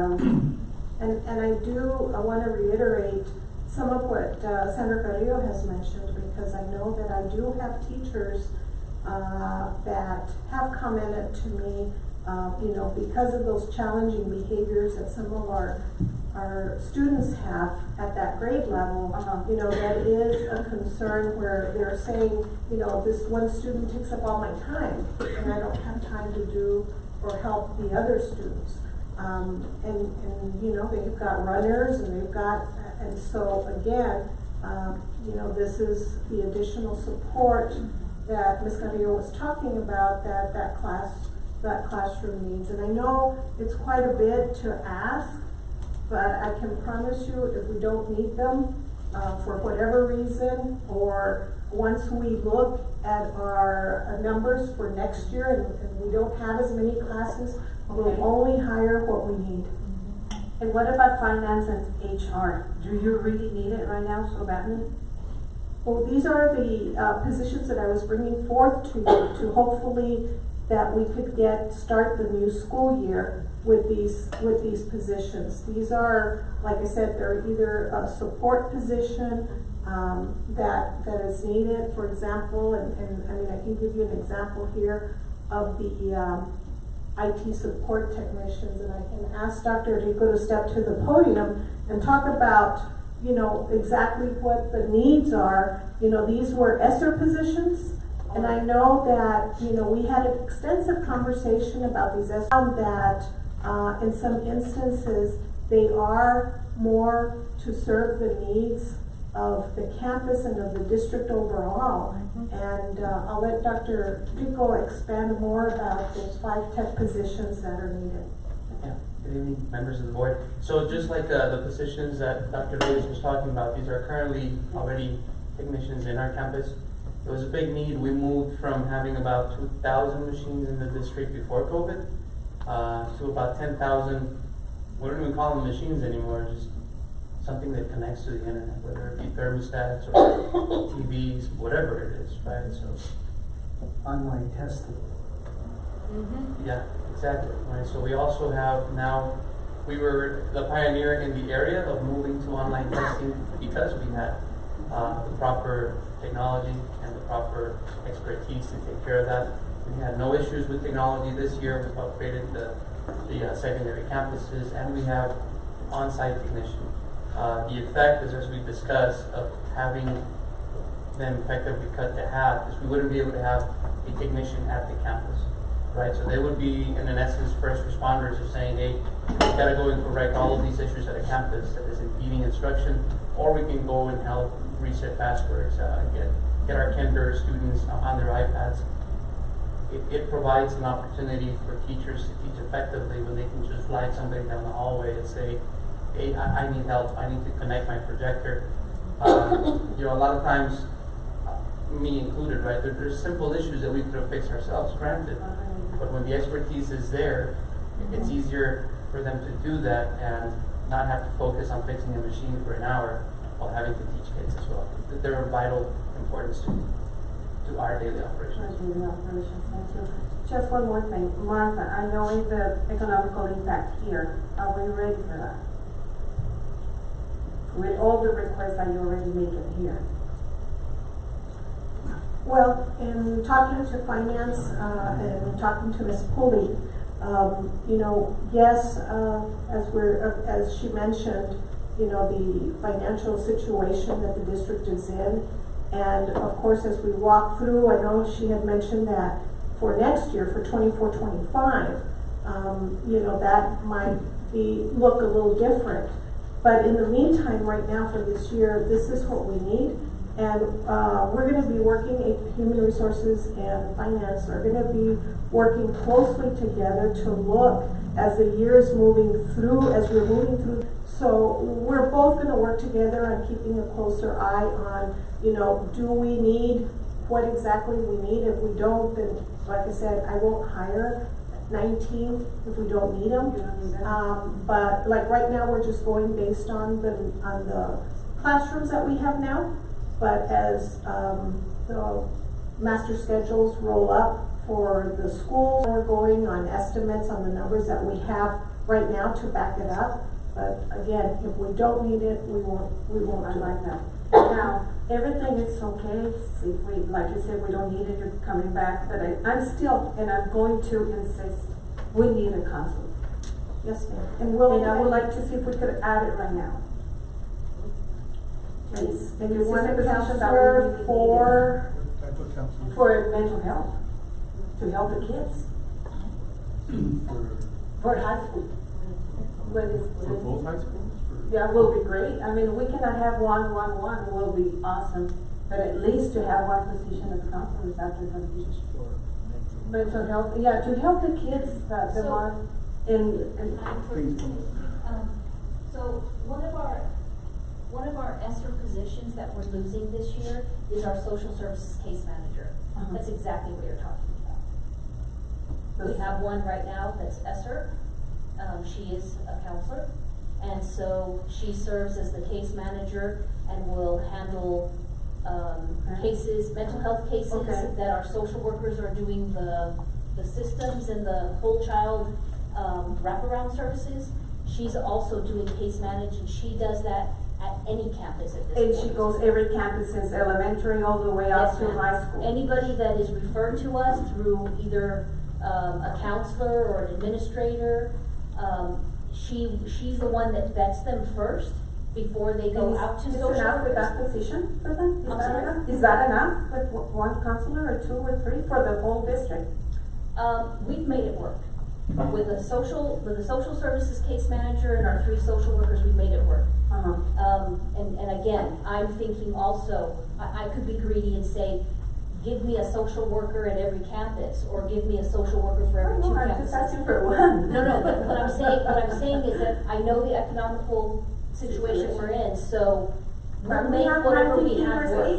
Right now, I mean, we need to focus on what we really need. I know that our counselors that we have, yes, they go and help the kids. You know what? Yeah, go take this class. No, go take the other class. But I need someone who really focuses on mental health. They do marvelous things. They do a lot of things. They're juggling with them. So we'll work, I'll work with Dr. Reyes, and we'll look at that job description and we'll see. Like I said, won't have a dollar figure for that, but like I said, I guarantee you probably in a couple of months, I'll be back to ask for something else. With a promise, Martha. I promise. And then we'll come back and look and see once our kiddos come back to school, we're gonna start aligning everything. And maybe, like I said, if we have an extra FTE, we can certainly use it for that. But in the meantime, we visit as school starts, where Human Resources is closely in touch with each one of the principals. And we'll go and ask them, you know, about the counselor needs. And then, of course, we'll align with Dr. Reyes on, you know, the other positions, and we'll bring that. But I just ask if you give us a little bit of time to assess the needs when school starts. And like I said, they'll come back on July 26th, teachers come back, and then as the students come back, you know, we'll go ahead and we start assessing the needs again at that point in time with a promise. And please know, we are still actively looking for more grants to see if we can hold on to that social services case manager and look at expanding that. So, I mean, I'm hoping that's gonna be something that we can come back to the table and say, we landed this. Good. So, we're working on that. The other thing is that mental health first aid grant. We are one of, and I'm gonna tell you that I've heard this far over and beyond, we are one of the only school districts that actually allots an entire day for the entire faculty from pre-K to 12 to focus on social emotional learning, PD, professional development. One day we give that entire day, which, you know, thanks to the leadership that says it's important. So not this next SEL Bowl, which is 2023, but the 2024 as part of the grant, the SEL Bowl that day in 2024 will be mental health first aid. Every single person will be trained in mental health first aid. Please don't forget that is very important. Yes. Thank you so much. I appreciate that. Thank you, Martha. Thank you. So if there are any more questions? So this is more of a, I guess, shout out to all of the teachers, because I know that every teacher wants an aide. And my concern with the 19 kinder aides is simply that our first grade teachers, our second grade teachers, our third grade teachers could say exactly the same things that you guys just came forward and said about the kinder classes. That when you have one student who is having an issue, it takes away from all the other 21 that are in there, and it takes away from instructional time. And so what I challenge our district to do, and I know that our kiddos now are coming in with different issues than they have in the past. And I'm hoping that as we are continuing back to some type of normalcy, that we will be able to veer away from having to have so many aides or an aide in every classroom, because we can't offer that to our first grade and our second grade and our third grade all the way up. And quite frankly, it's not fair. It's not fair that they have those same issues with mental health in students in those classes that the kinder classes do, and we can't offer that to them. Well, and I can tell you that in a discussion with Dr. Galaviz, he mentioned if it was really up to him, he'd have an aide up to third grade. Okay, so that would be something that would be ideal. But he says, I know we can't do that now, but I mean, that would be something that, yes. Maybe one day. Thank you. Okay, with that being said, If with the promise that we're gonna come back with another counselor, Yes, ma'am. I made a motion. do I have a second? I'll second. Well, the motion is to approve what was presented? Yes. Yes, Plus the school social work. Yes. Including this. including the positions that Dr. Galaviz said. The school social workers, School yes. social workers, definitely. Yes, that's my motion. And that's your second. Yes, ma'am. Ms. Barnes? Yes. Ms. Mendoza? Yes. Mr. Seaman? Yes. Ms. Straub? Yes. Ms. Zuniga? Yes. Motion passes. Thank you, board. That takes us to the next item.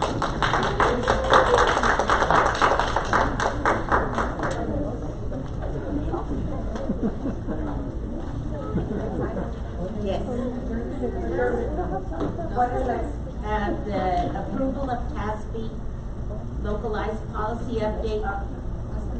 That was under consent agenda. It was under the consent. Oh. Yeah. Yeah? That's it? I want to stay. That's it. No, that's it. Not yet, I haven't gotten a time from Ms. Time is 7:20. 7:20? This meeting is adjourned by unanimous consent. Thank you.